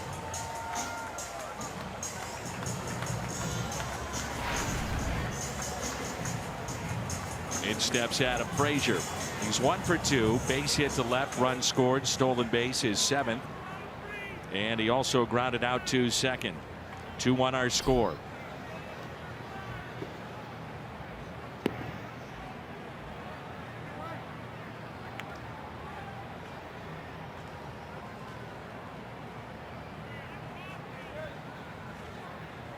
Be interesting to see what Mike Matheny wants to do with his bullpen at some point today. First 2 games he's seen the pen give him 6 1/3. Rosenthal and Bowman have pitched in back-to-back games. You have to think that those 2 would be unavailable. Pitched very well. You have a few guys that haven't pitched for quite a while. Tuivalala, the 7th of July was the last time he appeared. Seager's 9th.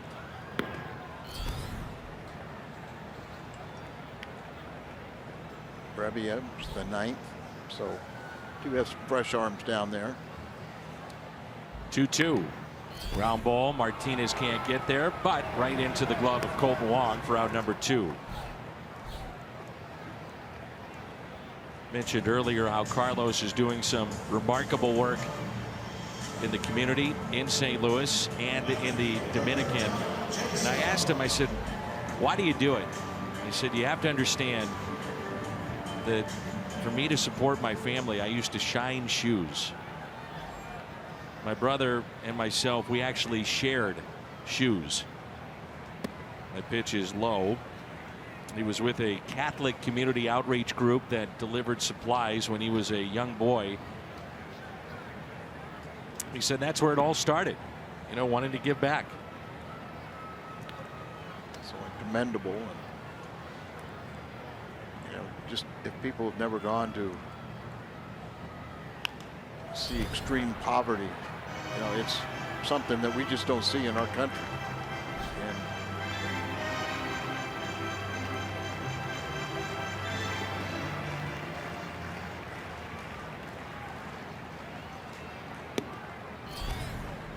And inside, 3-1. Carlos also said he actually initially, before baseball was even an option, wanted to be a priest. And he walks Jaso. First walk of the afternoon. Pitch before looked to be pretty good. Didn't get the call, and now it's a 2-out walk.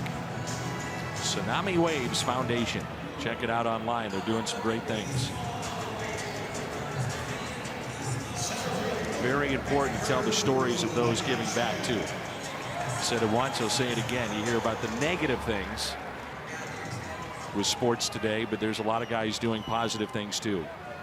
First walk issued by Martinez. Jaso, your runner at first. And Carpenter now over to hold him on. McCutchen drove in the first run of this game, but Carlos has really had his number. Got to execute good pitches. One of those players that's given back a lot is at the plate, and that's Andrew McCutchen. He won the Roberto Clemente Award in 2015, and that's for contributions both on the field and off the field.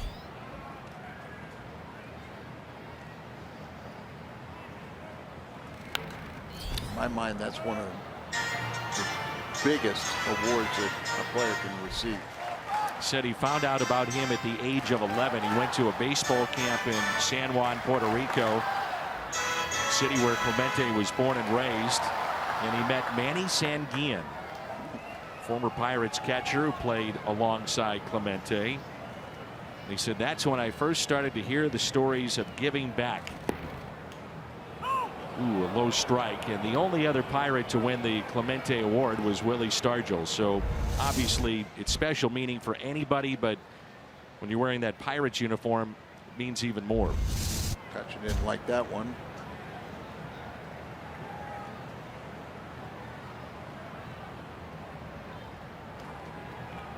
And the 1-2 pitch to McCutchen, who's 1 for 2. Hits it out to left, but Pham is there. Makes the catch. Home run by Maroff. His first in the big leagues. And the Pirates back on top. It's now a 2-1 lead.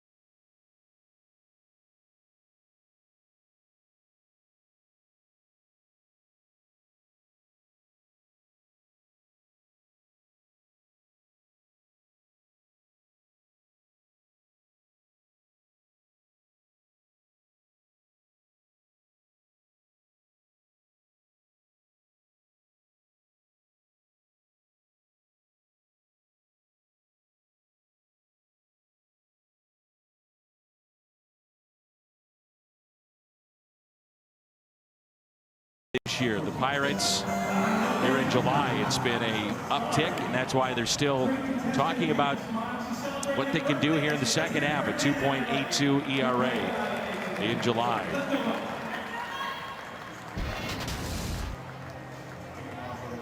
Ray Searage, big part of that. It's mentioned to me that George Kissel was one of his biggest influences in getting into coaching, and John Mabry has talked about that. The impact of George still felt today. So many coaches and players that he touched along the way. There's Yadier Molina, who's 0 for 2. We're in the top of the 6th, and it's a 2-1 Pirates lead.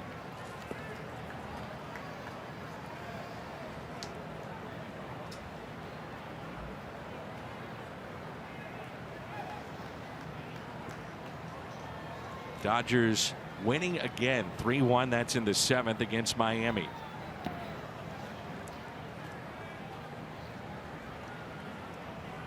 Arizona starting to struggle along with Colorado, and you think about the potential of a second wild card coming from the West, and teams in the Central starting to edge a little bit closer there.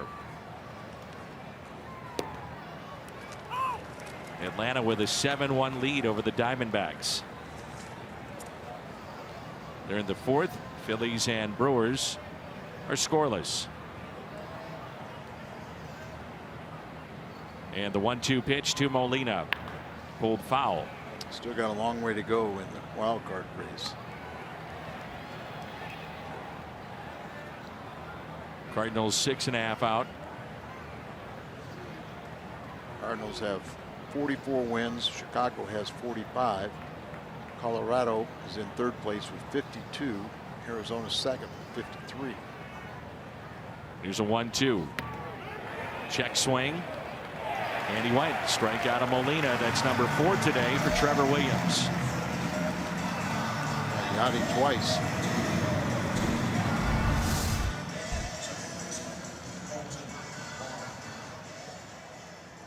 And the batter will be with 1 out, nobody on. Colton Wong. Fly to center. And also single to center.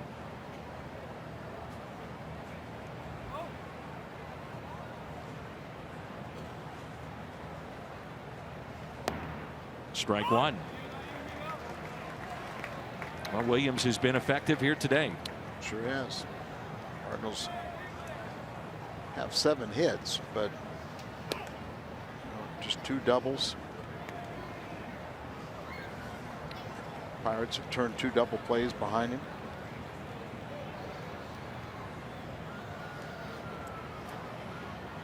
Here's a 1-1. 2 balls and 1 strike.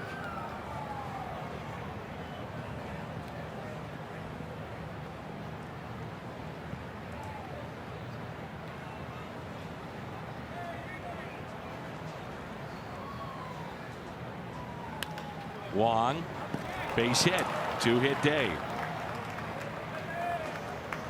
That game against the Atlanta Braves, it's Jaime Garcia pitching and pitching well. 6 strikeouts through 5, and Matt Adams another home run. He's got 15 this year. I just thought when the Cardinals traded Adams, and I was on record as saying this, I thought he would have a good run. That ballpark and a chance to play every day. Yeah, I think we've always said that we'd love to see what he would do with 600 at bats. I'm not going to get him with St. Louis, but Braves have been so pleased with him when Freddie Freeman, an all-star in their centerpiece, changed positions, moved him over to third base.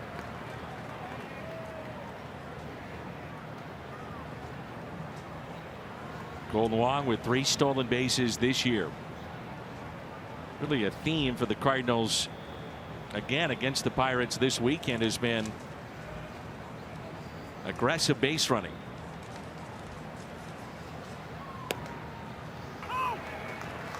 Oh, 2 on DeYoung. I believe that Mike Matheny has given the green light to more often than when we suspect, but guys have not been comfortable using it. Can't force somebody to run. Here's the 0-2 pitch. Fouled back. Young with a double to left field and also grounded into a 5-4-3 double play back in the 4th inning.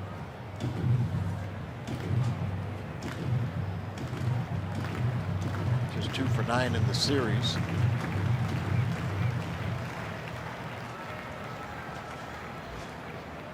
And getting ahead, 19 of 25.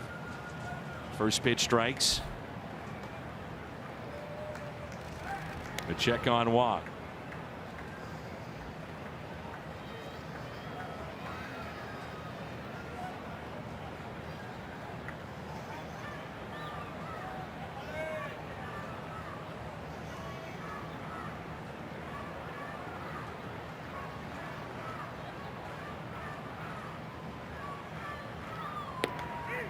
Outside corner, struck him out.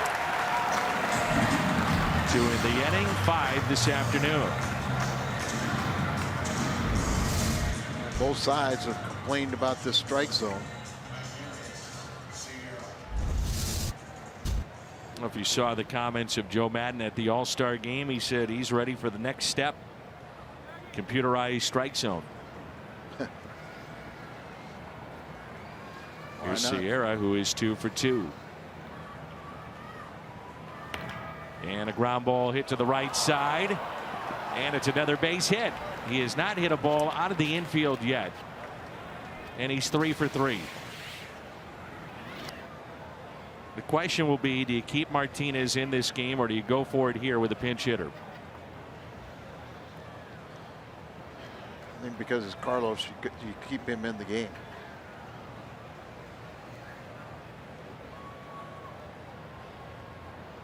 Luke Voigt was at the on-deck circle. Cardinals will go with Martinez.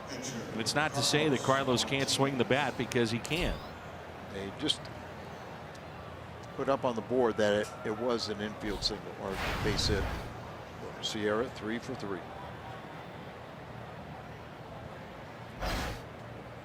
So runners at first and second.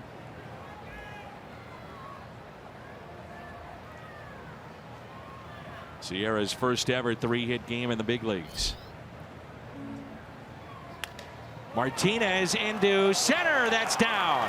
Wong will score. Sierra to third, and Carlos Martinez stays in the game, and the move pays off. We're tied at 2.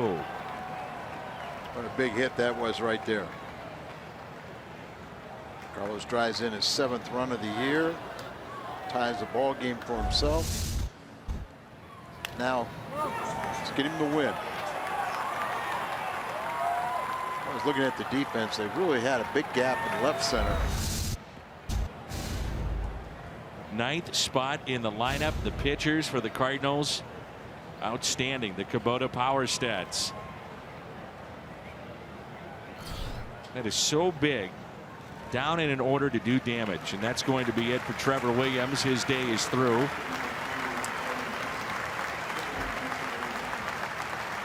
Going to be Daniel Hudson coming in, the right-hander, out of the pen for the Pirates. A 2-2 score. Carpenter coming up.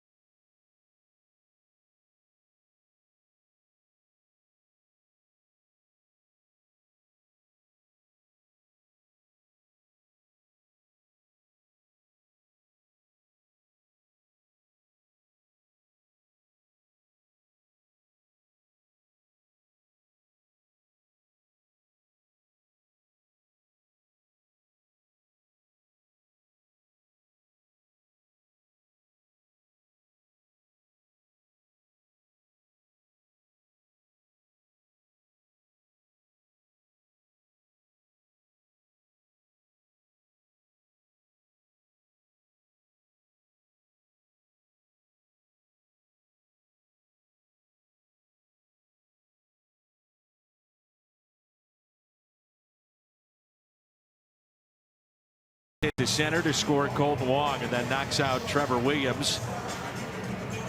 It brings in Daniel Hudson, his first appearance in this series. Since the beginning of May, he's been very good.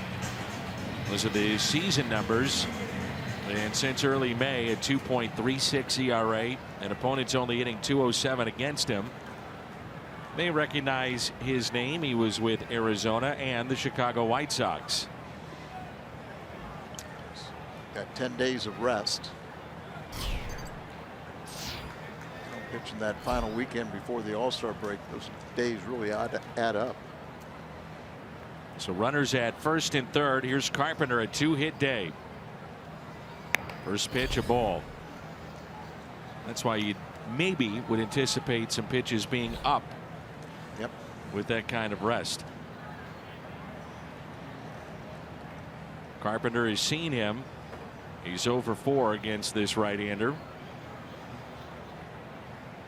was a starter with the White Sox. Then he had elbow surgery. Missed an entire year. And then came back as a reliever. Pirates gave him a 2-year contract this past offseason.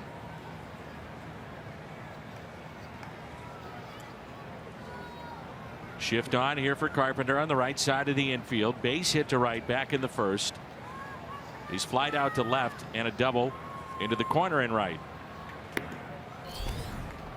And because of the lack of usage here in the last 10 days, never know, maybe a wild pitch. Sierra could put the Cardinals on top. Something to think about.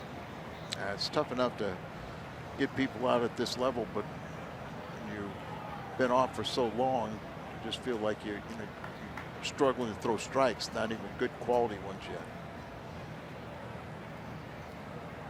2-1.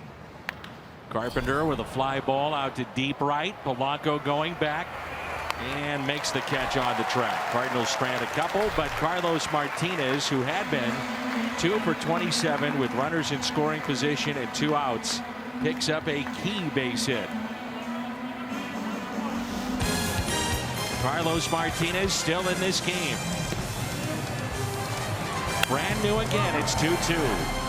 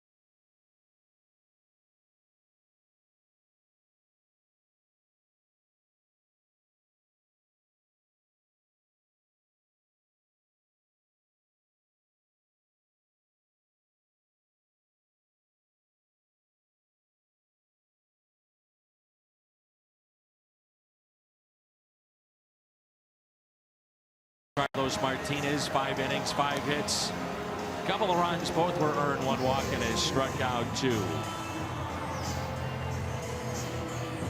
79 pitches here today. Helped his own cause, driving in the tying run, make it 2-2. Like to see him get at least through the 7th. There's Josh Bell, fly to center, also grounded out to first. Now the everyday first baseman for the Pirates, as he's made the conversion from outfield to the infield. And it's 0-2. Kind of tough to break in as an outfielder for the Pirates. I would say so. And a strikeout of Bell. So Martinez, a new life, and comes out guns a-blazing. No surprise there. 3rd strikeout for the ace of the staff. Good slider, started at the outside part of the plate. Lefty gives up on it, and it ends up right down the middle. Cervelli is over 2, grounded to first and also flied out to right.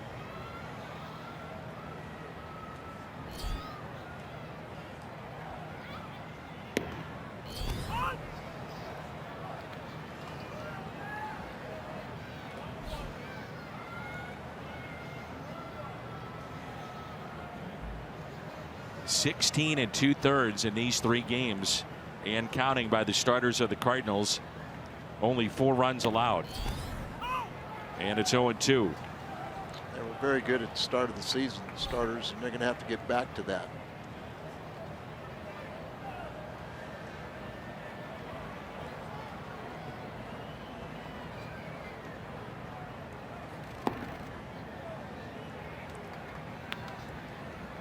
One ball, 2 strikes.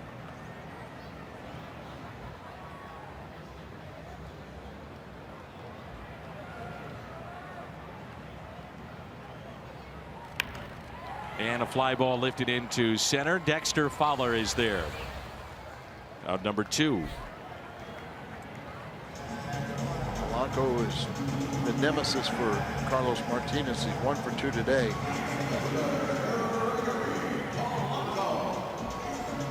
Two outs here. Don't make a mistake.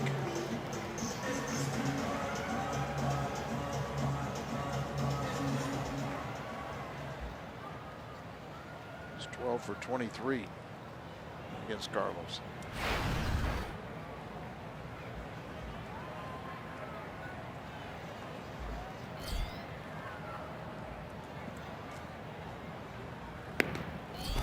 Fastball at 99.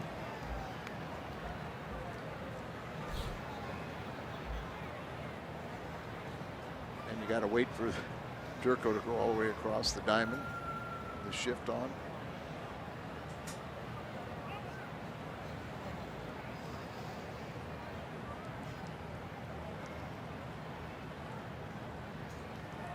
Here's the 0-1. Hits it the other way. This may drop. Racing over though Pham, and he's there to make the catch. And a 1-2-3 inning for Carlos Martinez. We head to the 7th, and we're tied 2-2.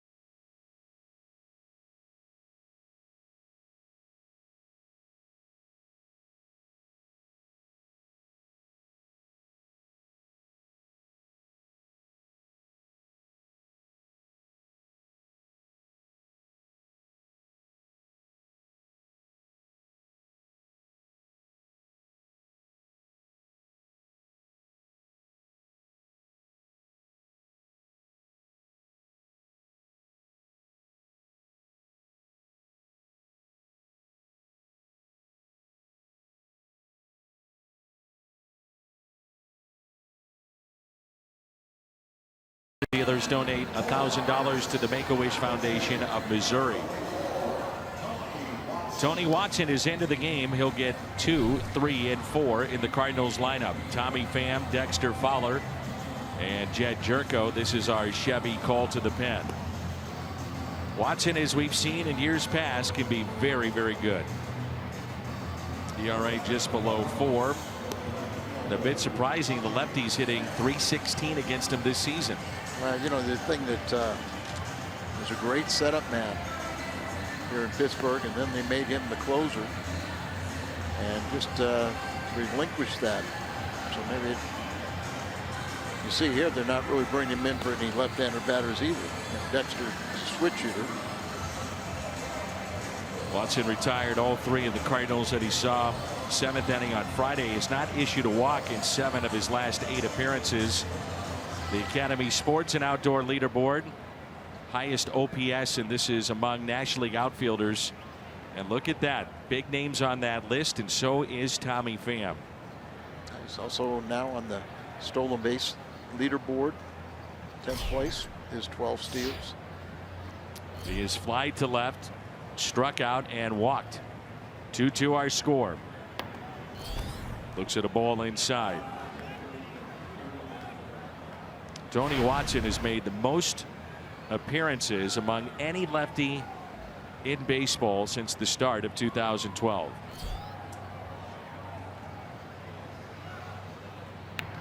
Last save, by the way, as he was removed from that closer's role. Ribeiro has taken over, but Watson did pick up a save on May 21st. Last 12 appearances, only once he was scored upon, so pitching very well.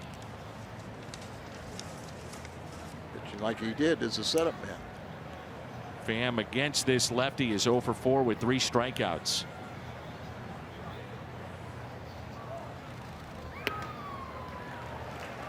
Cardinal hitters have talked about that his stuff is good, but also he hides the ball so well. They really struggle picking the ball up. That is so key. A lot of guys don't see the deception that you used to see. Inside. 2-2 the count. With his motion, he should be tough on left-handers, but even right-handers don't get a good look at the release point.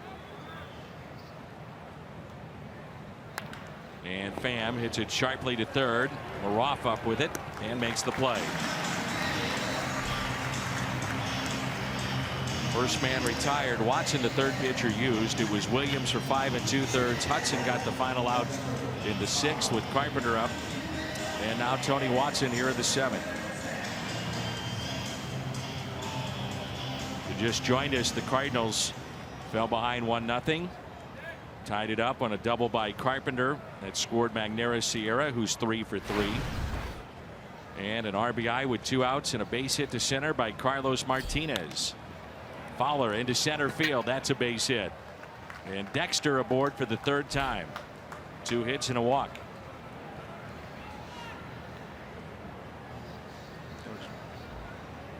His disablement was really unfortunate at the time because Dexter was really starting to swing the bat well and missing time on the DL. It was 0 for 8 coming into the 2nd half. Did have 3 hits, when he came back over the weekend. Now a couple hits here today, so hopefully he's getting himself right. Jerko could be 2, hit to short, flip to second, and the double play. That's the 3rd double play the Cardinals have been into, and 2 off the bat of Jed Jerko. It's time to stretch.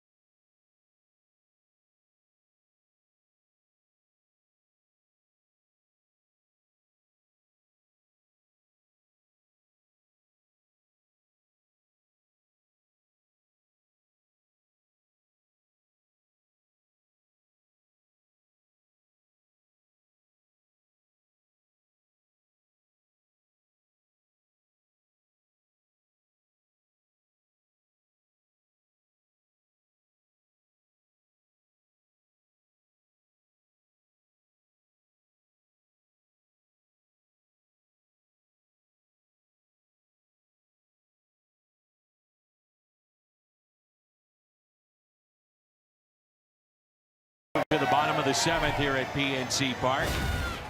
The State Farm double play. 2 off the bat of Jerko. And the 3rd turned by the Pirates here this afternoon. Pittsburgh has enjoyed such a long history of baseball, like in St. Louis. And the first World Series actually happened in Pittsburgh in 1903. And at that time, it was a 9-game series. That was between the National League Pirates, the Boston Americans, forerunner of the Boston Red Sox. And baseball had been going through turmoil. So Barney Dreyfuss was the owner of the Pirates then. He came up with the idea of a World Series between the 2 leagues that did not like each other. And it was immensely popular, huge. Reporters and newspapers from all over the country came in, and it provided a massive upset as the Americans won. As the National League, that's why they're called the senior circuit, had been around much longer. American League was only 2 years old, and that is the first ever World Series, and it happened here early 1900s in Pittsburgh with the Pirates. They'd love to get to a World Series again. It's been a long time. Had some great teams in the early 1990s. Barry Bonds and Bobby Bonilla and Andy Van Slyke. Mike LaValliere, a former Cardinal, that was a big part of that. And then they went through 20 years of losing. Began in 1993. Ended in 2012 thanks to Clint Hurdle. They went through 3 owners, 7 managers, and they were outscored by nearly 2,000 runs during those 20 years of losing. How many times after a game walked across Clemente Bridge, we said, boy, 20 years of sub 500 baseball. And Al, we were the only ones on that bridge. There was no one here. Place was empty. They had good crowds. It's frustrating because you see a Marlins team, an expansion team, has won 2 World Series in that time frame. The average major league salary went from 1.12 to nearly $4 million. And you'd say that Garrett Cole might be the ace of this staff. He was 2 when that losing skid started for the Pirates. Here's a 1-2 pitch. Mercer just got a piece. We were sitting at the lunch table talking with Mike Shannon, who's on this series. But Mike talking about, what was it, 64 when he was making $5,000 a year.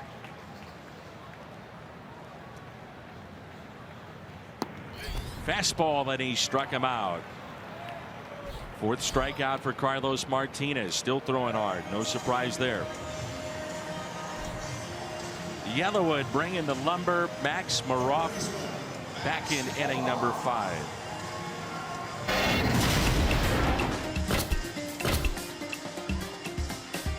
A solo home run, his first ever in the big leagues, and that's off the foul pole, hit down the right field line.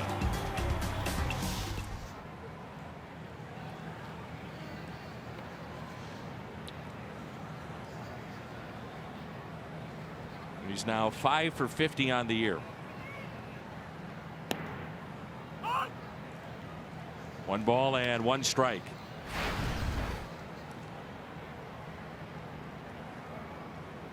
Martinez's spot is not due up for 5 more spots in the St. Louis lineup. 2 balls and 1 strike. Cardinals do have a right-hander throwing in the pen and a lefty. It looks like Brebbia and Segrist. You can see 96 pitches. I think he gets through this inning. Call it quits, but let's reward him. And in case he struggles this inning, you have the backups in the bullpen. Osuna is at the on-deck circle, pinch hitter for Clint Hurdle's club.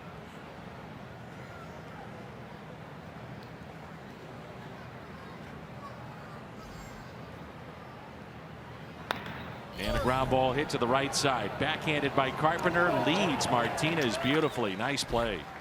Well, it was a nice play by Carpenter. Kind of racing towards the outfield and turn around and throwing a strike right to Carlos Martinez. As a pitcher, you have that one responsibility: get over there and they got it to him at the right time, plenty of time where he could catch the ball and then look and step down on the bag, not break stride. Osuna is pulled back. It'll be Phil Gosselin who pinch hits. Chicago a 6-0 lead in the top of the 7th. Jose Quintana in his Cubs debut, 6 innings, 2 hits, 11 strikeouts. They're in the top of 5. The Phillies lead Milwaukee 1-0. Herrera with an RBI. Matt Garza made that start for Milwaukee. Top of the 7th. Washington a 12-3 lead over Cincinnati. Daniel Murphy is driven in 5. Quickly, no balls and 2 strikes. Gosselin had a pinch hit on Saturday night. He's 4 for 13 in his last 7 games here at PNC Park. Here's the 0-2, and he carved him up, struck him out. 2 strikeouts in inning number 7. And that's 5 strikeouts today for Carlos Martinez, number 599 of his career.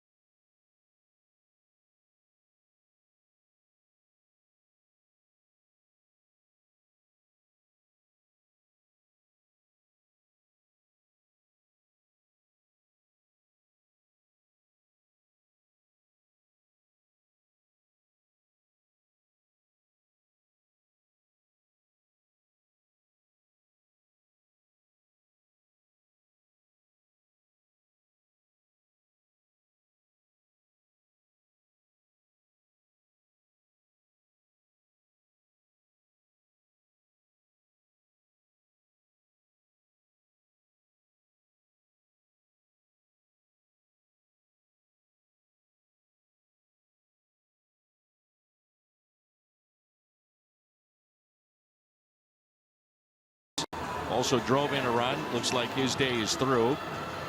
And the new pitcher in for Pittsburgh is Juan Nicasio. Be the 4th pitcher used. Formerly of the Dodgers and Rockies. Remember a year ago he beat out Ryan Vogelsong. Rotation spot, and now working out of the pen for Clint Hurdle's club, and he's pitched quite well.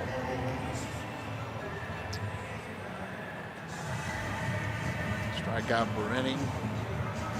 Lefty's a little bit better than the righties. No home runs allowed. Hard thrower. Williams went 5 2/3, the starter today. Hudson came in with 2 outs in the 6th, 2 runners on, got Carpenter to fly out. Watson a scoreless 7th, and now Nicasio here in the 8th. It starts with Yadier Molina, 0 for 3 with a pair of strikeouts.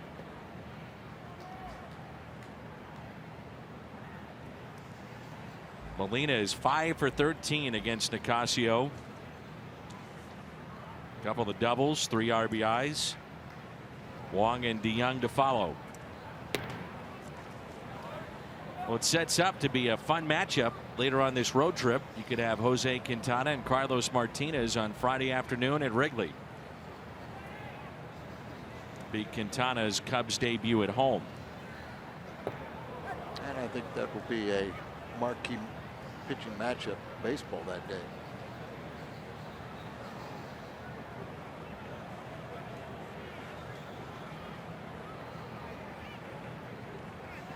Went right past the head of Chris Guccione.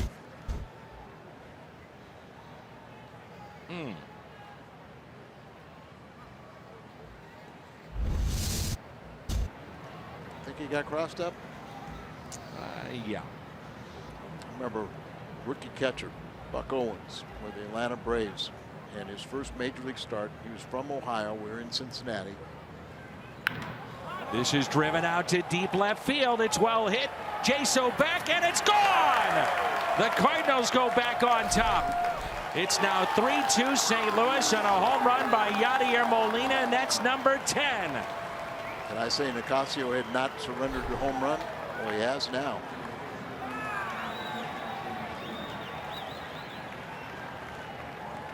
They've been trying to get the ball up, elevate. Yachty struck out a couple times and couldn't stop his swing. But this is what happens when you go up and in the strike zone. Our Nissan drive of the game. 10th home run for Yachty. Had not allowed a home run this year. The last that he allowed was back on August 10th of last season against Joey Votto. 53 1/3 innings without allowing a home run until a moment ago. As Colton Wong sends one into center. He's 2 for 4 today. Just telling you about Buck Owens, rookie catcher. We were in Cincinnati, and he was catching Gaylord Perry. And Gaylord had a real sophisticated, how to. He would dictate how they give the signs, and it was real complicated. And the very first pitch of the game, Buck Owens did not get a glove on it. It hit Ed Bargo right in the chest. He was the senior most umpire in the National League, and he got chewed out for the rest of that game, the young catcher. I think he wanted to just get out of there right away. A ball inside to DeYoung. Molina's 4th season of his career, double-digit home runs, and the first time since 2013. And number 10 comes at just the right time.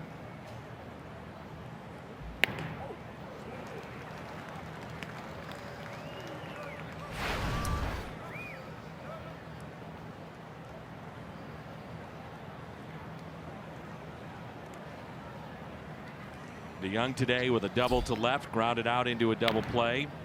Also struck out. Remember, Rosenthal has pitched in back-to-back games. You wonder if he's available here this afternoon. He's warming up.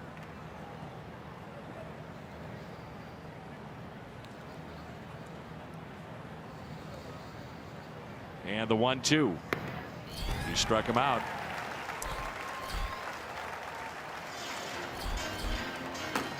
This copyrighted telecast presented by the authority of the Cardinals and may not be reproduced or retransmitted in any form. And the accounts and descriptions of this game may not be disseminated without the express written consent of the St. Louis Cardinals.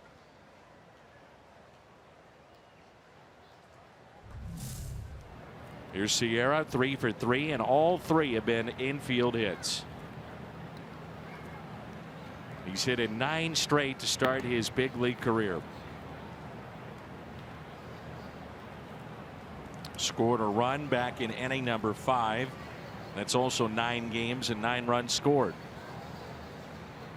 Just hitting a cool 429. Nice. It started out with this high chopper. Then he stole his second base. Then the infield hit. And one more.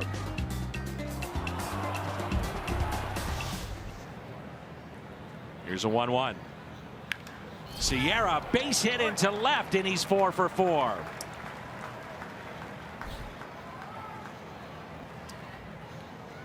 Now, one thing you have to look at, if these guys, these young players produce, you're running out of games. And if they're producing, in my mind, they got to play. Well, the thing where you never know. I mean, is somebody going to get off to a start like Sierra? You just, the likelihood is not. But you just don't want to bring a young player up here and have him get buried. Let him play himself out of it then. Well, but I mean, if the guy gets 0 for 30 and all of a sudden starts thinking, I can't play at that level, that's what you always worry about. But obviously with what he's done. And that ball gets away. Sierra He'll wind up at third. Racing to third base. Sliding in safely, and his speed again a factor. What I mean, I just see when I watch these guys play, Luke Voit, and I understand what you're saying, and I'm watching Sierra, and I saw it earlier this year. These guys are hungry, man. Well, they want to play and let them go. Well, you know, you get into a numbers game too, though. Yeah. You know, because some guys you can't send down to create the roster space for them. So, you know, the reality is today you've got a veteran that they replace. They call their agent. The agent, you know, is hammering with the general manager. It shouldn't be that way, but that's reality. So here is Luke Voit with 2 outs and a runner at third.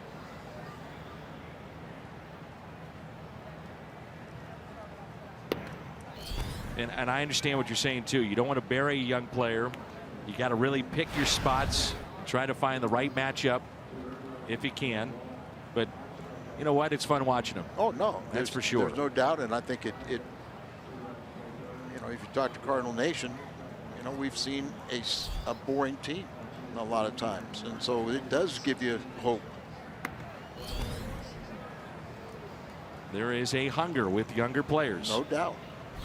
And you hope it rubs off with the veterans and they join in on the fun.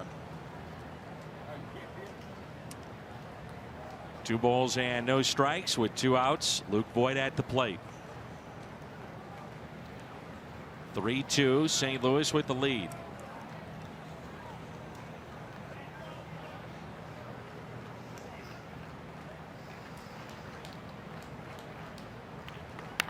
And Voit pops it foul. I would say this too. It's not April. It's not May. Time is ticking. You know, you start getting at this time of the year 7-8 games back. It's tough to make up over 2 months. Can it be done? Sure. It's been done plenty of times, but you know, the schedule is every day gets shorter, and if these guys are giving you a little jump, write it out. Well, and one of the things I'm going to say too is, you know, you don't want to get into a situation where, you know, let's face it, this club needs more than just one player, you know, to jump start it. You know, you get into a situation with veteran players, you know, that you get young kids on the roster. They either have to go on the DL or you almost have to, you know, lose them.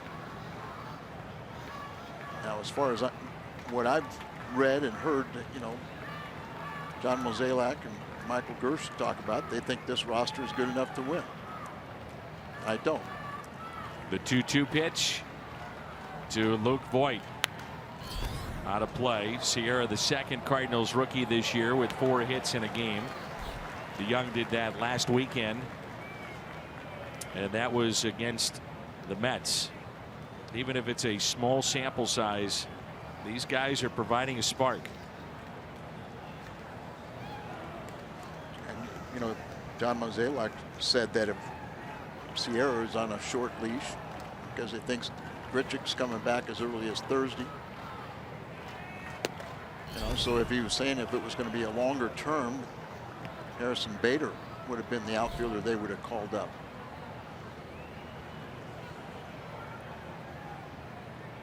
Three and 2 with 2 outs.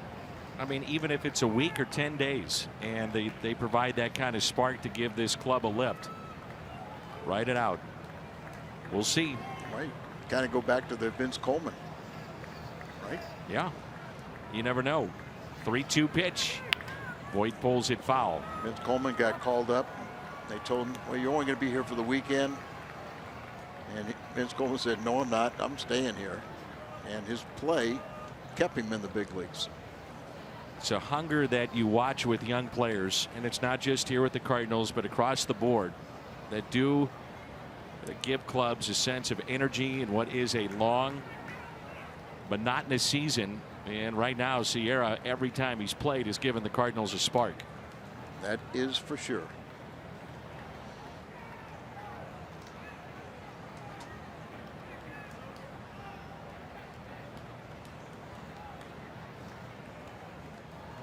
Here's a 3-2 pitch with 2 outs. Sierra, your runner at third base.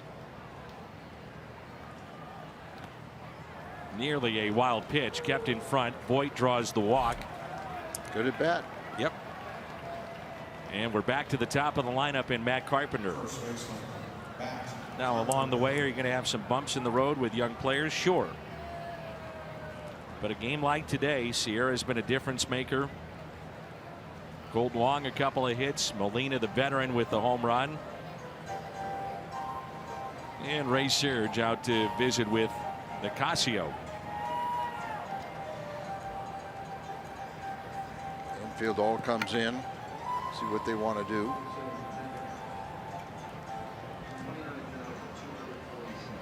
$29,247 here today. Pirates turned 3 double plays in this game, looking for their 4th.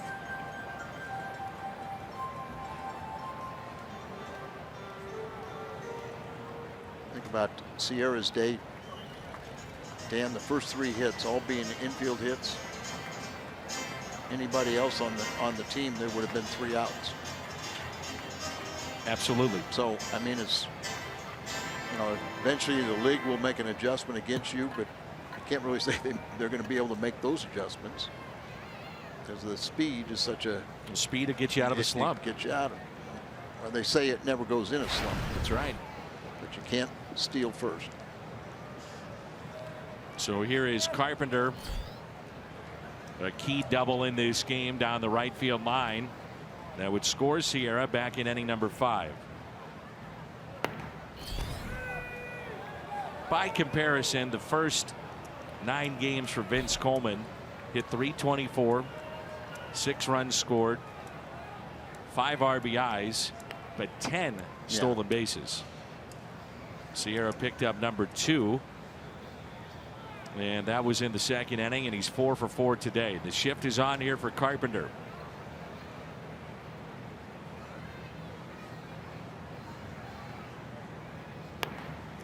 And last weekend I was watching 9-year-old Wes in a tournament, and I heard one of the fathers tell the player, because you got on base, you could steal. And he said, a walk's a triple. If you and watch that was Little Vince League, Coleman. Yeah. Well, I can tell you in Little League, a walk is a triple. It is. I've seen a lot of it. Here's a 1-1 pitch. Inside corner. 1 ball and 2 strikes.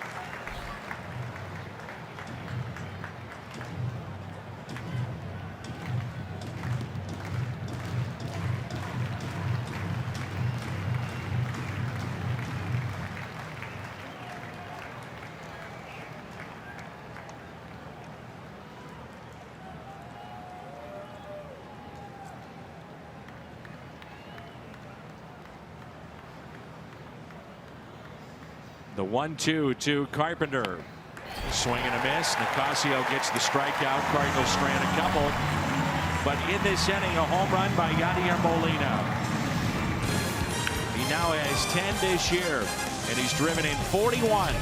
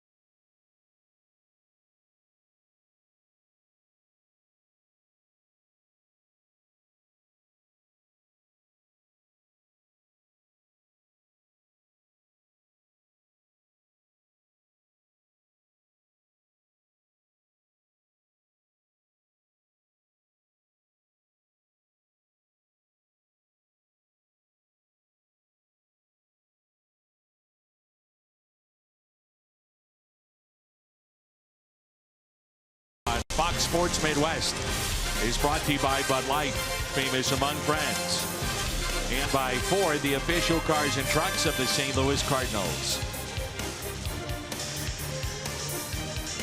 Cardinals need 6 outs, and Trevor Rosenthal pitching on back-to-back days now. This will be number 3. He's had 25 pitches in this series, and he has been awfully sharp. 2 innings, 4 strikeouts. The top of the lineup in Frazier. First pitch popped up, racing after it. Jerko can't get there, and it's out of play. Phillips 66. What's in the tank? Rosenthal, his usage. Sungwano as well. Took the loss on Friday night, but did have yesterday off. So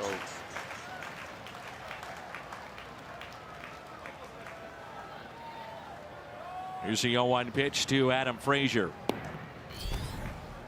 And depending on Rosie get through this inning and then having a 9th inning, you know, Cecil's been so effective. At some point on this road trip, you're going to have to get guys like Brevia and Tuivalala are going to have to pitch. And Frazier hit by the pitch, so the tying run is aboard. It's a 98-mile-an-hour pitch off the kneecap of Frazier, who's aboard for the 2nd time. Well, he doesn't look like he has much padding, and there's no padding on that kneecap, so surprising that he's able to get down to first base as well as he did. The Cardinals have stranded 10 runners in this game and hit in 3 double plays. A little bit of luck, they'd have a much bigger lead. Got 13 hits. There's John Jaso, who struck out, flied out to left, and also walked. Fastball, then a strike. It's the first base runner allowed by Rosenthal since back on July 1st. Jaso is 0 for 2. Runner at first, good speed in Frazier.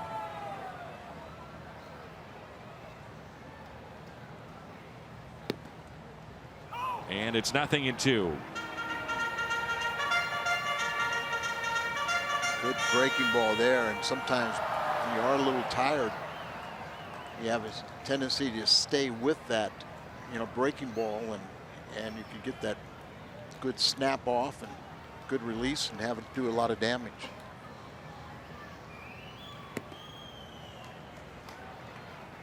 Change up.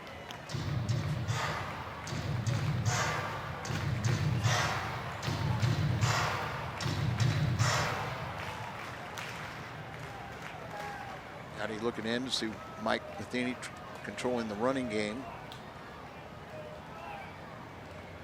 Fastball. Here's a 1-2. Fights it off, and a soft liner that's grabbed by third baseman Jed Jerko. We'll be at Citi Field in New York tomorrow. Zach Wheeler against Adam Wainwright. Wainwright is 10-5. We'll come your way tomorrow. The pregame show at 5:30. What's on tap? Presented by Budweiser. Still a high ERA, but 10 wins for Wainwright.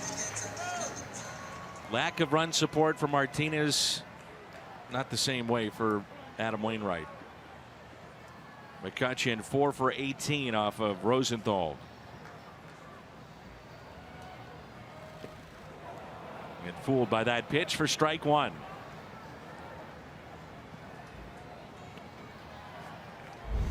Plaza Tire Service.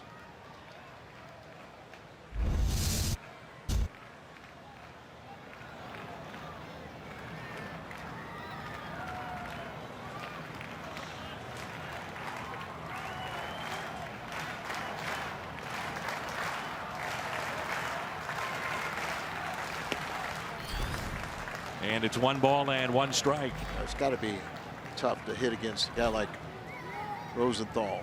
He's got that 98 to 100 mile an hour fastball, but yet he's got a real good breaking ball and a changeup. Still have to sit fastball. Take a hard hit ball to turn 2. It's taken high. 2 balls and 1 strike. Well, having Rosenthal go 3 days in a row, it tells you what Mike Matheny thinks of this series and the importance of this day in trying to pick up a win and a series win. I think Mike just thinks of, I got to win the game I'm playing today. I'll worry about tomorrow and who I have available for tomorrow. So that would mean the importance of today. Yeah, the importance of today. It's the only game you can win today. And you never know what are the circumstances, whether you need a closer or do you have a big blowout game where you can utilize your lesser pitchers in the bullpen. The 2-2 fouled back.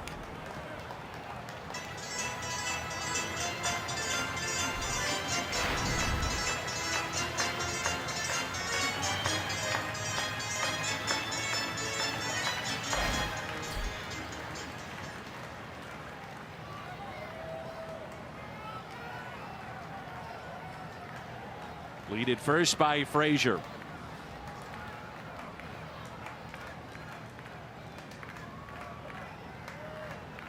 The 2-2 popped up. Molina throws the mask and makes the catch. McCutchen a big out, one of the hottest hitters in the league. And with that, there are 2 outs after Frazier was hit by a pitch, and it brings in the switch hitting Josh Bell.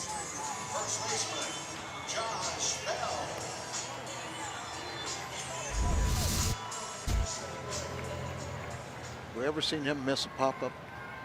Twice. Twice? Twice. Up near the screen, or? They were fairly routine. One was the night the Cardinals were going to clinch many years ago. And it was in Chicago. Would have been the final out. He dropped it. Then they got the out and started to celebrate at Wrigley Field. And he had a ball earlier this year. The only 2 I can ever remember. So rare. Yep.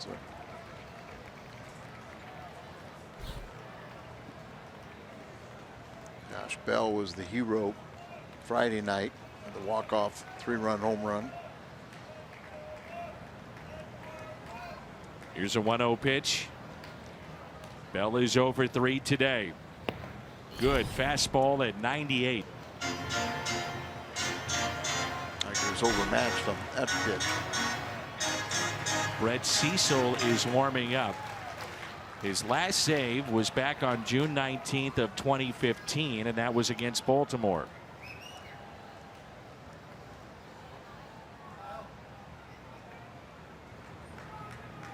And the 1-1 pitch. Baseball is such a long season, and here we are talking about an important game for the Cardinals to keep winning, staying in the race. And Cecil, who you didn't want to see in high leverage situations earlier this year with his struggles, now you're saying he's one of the guys you look forward to watching. Yep. Give him some credit too, mentally. Absolutely. Being able to handle that rough start. Coming to a new team has to be 10 times tougher. The Cubs now an 8-0 lead in the top of the 9th. Phillies 5-2. That's in the 6th. That's over Milwaukee. 2 balls, 2 strikes. Tying run at first. Go ahead run at the plate. And he struck him out. Rosenthal. The strikeout of Bell, pitching in all 3 games of this series and doing tremendous work.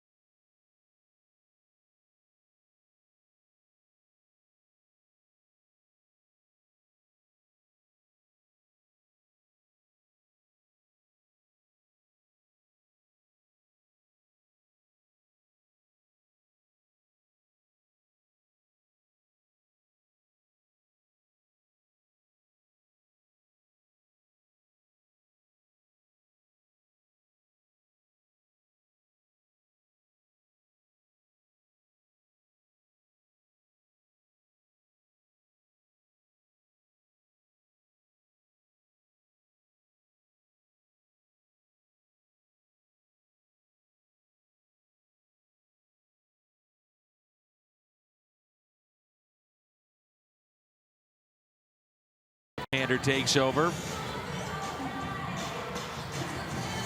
And this will be his 35th appearance. Pitching on 6 days of rest. Lefties against this left-hander, 313. The righties, 221. He's already established a career high in appearances with that 35th one, and he's pitching exclusively out of the bullpen for the first time in his career. Danny, it's not surprising that a lot of your starters, left-handed starters, have better numbers against right-handed batters than they do against the lefties. And when they're a starter, their stuff just is tougher on the righties.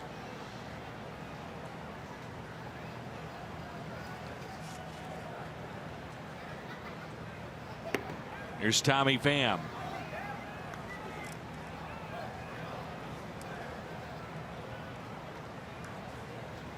Tommy Pham, a walk today, and he's 0 for 3.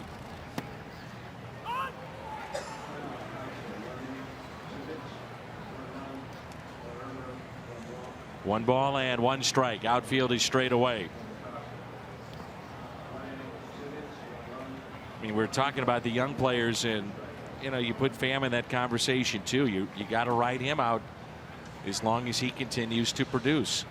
You just getting to the point of the season where just a little over 2 months. I mean, you're running out of time.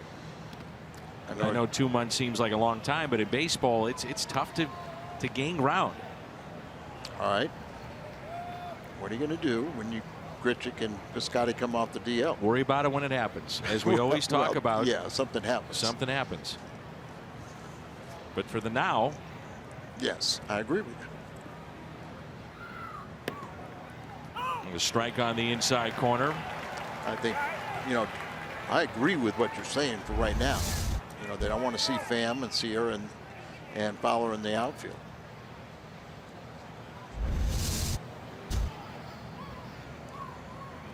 Here's a 3-2. And Pham pops it foul. Grichuk, Piscotty, when they come back, let's see him get close to 100% ready for that stretch run. Rare with no hits. The Cardinals win a game, 6-14 when he has no hits. Inside corner, and he strikes out.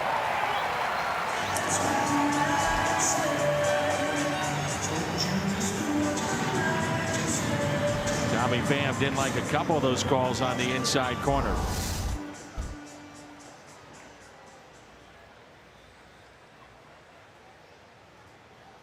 Could have gone either way. And it brings in Dexter Fowler with 1 out and nobody on. Multi-hit game for Dexter, on base 3 times, 2 hits and a walk. Ground ball that's hit to short, and Mercer, an error. Pretty sure-handed. You don't see that very often. It's his 5th error of the season, but you're right. It's just straight right through the legs. Never even moved it a bit, but it happens. Right there, and pulls it up. The glove up. Whoop. Whoop. He'd have 100 balls hit just like that, and then the only one he misses. I watched him take about 100 ground balls in batting practice the other day. Didn't miss one. And very smooth. Strike on Jerko. Jed today is grounded into 2 double plays, and he's 0 for 4. Mercer 1 error in his last 66 games. In terms of fielding percentage among shortstops, 2nd best in the National League.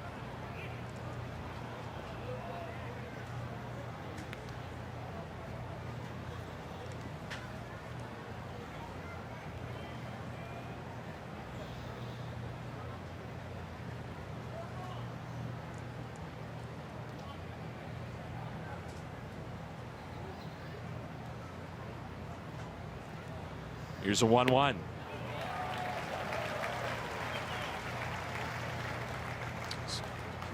Mercer and his gamer glove. You see how been used so much.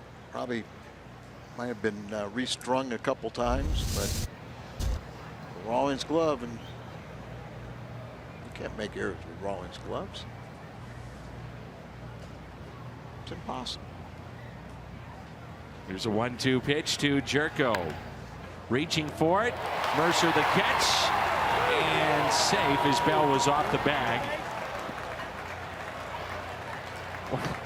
Nice play on both ends as Mercer sent over a rocket to Bell, trying to avoid the runner, find the ball.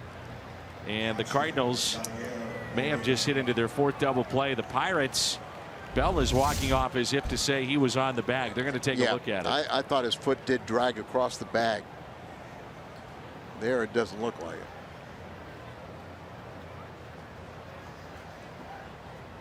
Very close. Ooh, real close. So the Pirates do indeed challenge. Why not? Ninth inning, down by a run. Tough luck for Jerko. Play there by Mercer.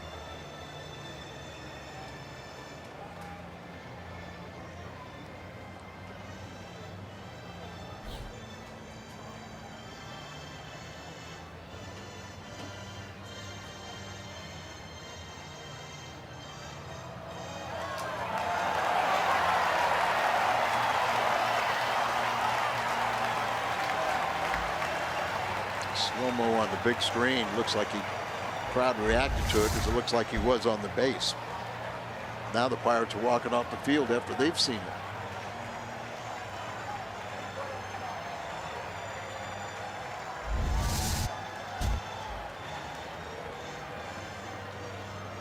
He's out. So the call is overturned. It's 3-2. We head to the bottom of the 9th, and the Cardinals 3 outs away from a series win.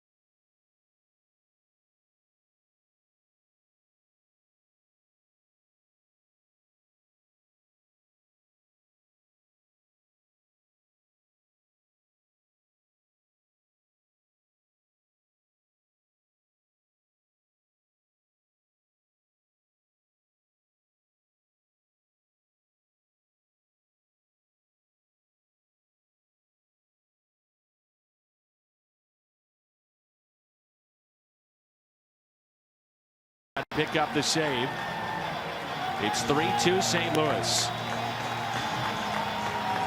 Chevy called to the pen. Cesar has 11 career saves. Right now 15 2/3 scoreless innings. And during this streak he's only allowed 7 hits, 1 walk. He has struck out 13 and the opponent's hitting 137 against him during that 15 2/3. The one guy that's had the most success against him and the most at bats is Cervelli. He is 5 for 9 against Brett. Brett throwing the ball very well right now. Last save was against Baltimore in 2015 as a member of the Blue Jays. He had 5 saves in 15 and 14. Number 5. 3-2 our score. We're in the bottom of the 9th. First pitch to Cervelli. On a hop to short, off the glove of Young, and the leadoff man is aboard. Well, you can pinch run with the speed of Josh Harrison if they elect to do that here. What may also be key is David Freese hasn't hit 400 against Cecil. Not very many bats. Hit hard. All Young has played very well. He's not committed an error at shortstop. 3 on the year as it bounced around. And now Harrison is running for him. Chris Stewart on their bench, backup catcher, so. And Stewart's 2 for 4 against him. Covered in that regard. All right.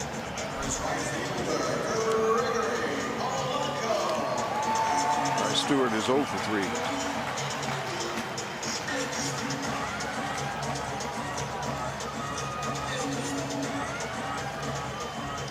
3. Ruled a base hit for Cervelli.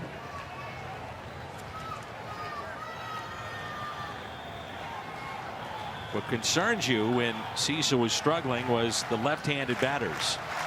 Numbers come way down, but still at .312 the average against Brett Cecil. And like you said, there was like 500 plus. Polanco in this series is looked to be locked in too. Got a base hit back in the 4th. Nearly a home run that was just foul for the second time in this series.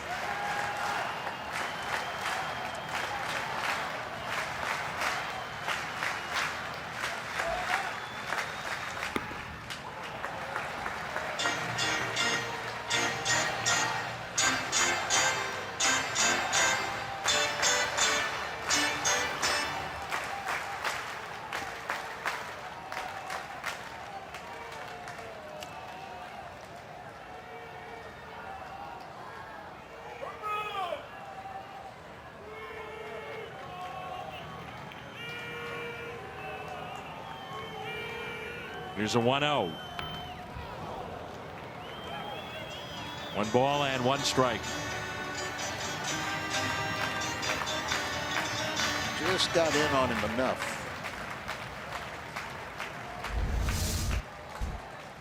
Wanted it away, and boy, that ball.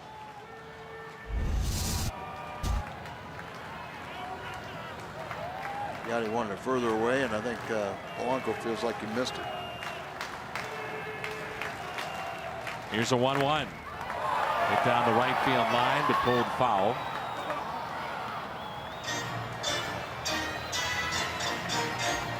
One ball and 2 strikes. Cardinals have hit into 4 double plays. The Pirates have not hit into any today.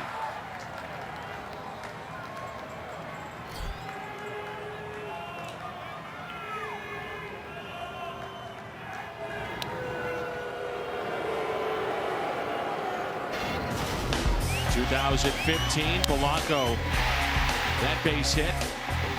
The walk-off, July 12th. It's right before the All-Star break, and they had another one in that series. Here's a 1-2 pitch. Polanco, little check swing. Cecil steps, throws, and makes the play. Ooh, yeah. Harrison does go to second.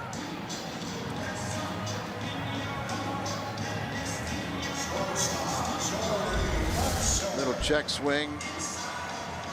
Didn't mean to do it. And then when Cecil turns around and fires, it looks like it's going to go low, and good pick by Carpenter. And always you can expect you're going to get something chest high, and look like that even short off. Harrison, you got to keep an eye on him. 10 stolen bases this year. Jordy Mercer at the plate, grounded to short, fly to left, and also struck out.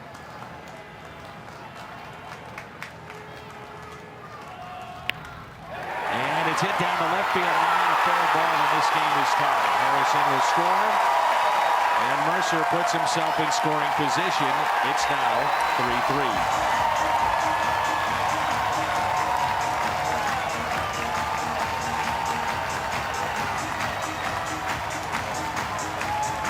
The ball that DeYoung cannot come up with off the bat of Cervelli cost the Cardinals. And now Max Maroff middle of the plate. We talked about it at least once in this series about Mercer and coming up with big hits. Osuna will be the pinch hitter. He was at the on-deck circle earlier in the game, then pulled back. And there's ball one. And Clint Hurdle wanted to use him in a spot like this. He's been one of their top pinch hitters. 18 of his 35 hits are extra base hits. Here's a 1-0. Ground ball that's hit to third. Jerko gloves and makes the play. Mercer stays put at the bag at second. And David Freese will be the hitter. So that's it for the bench. Chris Stewart will come in and he'll be behind the plate for Clint Hurdle's club, and David Freese will pinch hit in this spot. He's out of position players potentially going into extra innings. But David Freese, small sample size, but 2 for 5 walk. They're going to just bypass him, put him on at first base. Smart.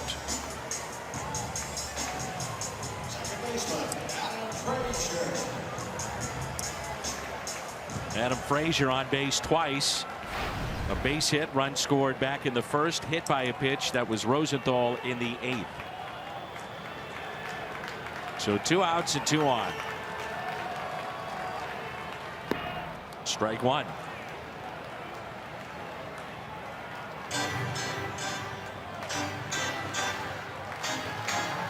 The worst feeling in the world is to come in with a chance for a save and walk off with a loss. So make sure it doesn't happen.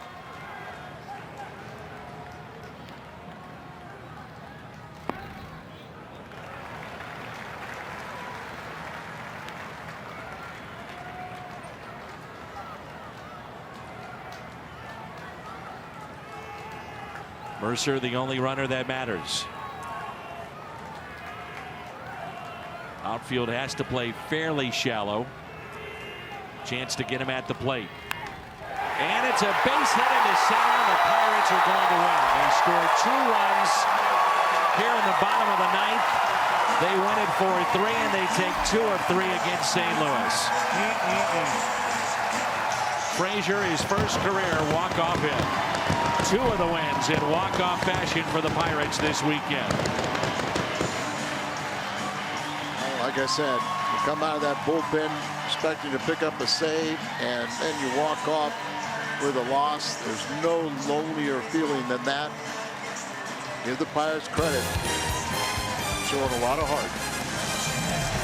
Post-game show is next here on Fox Sports Midwest.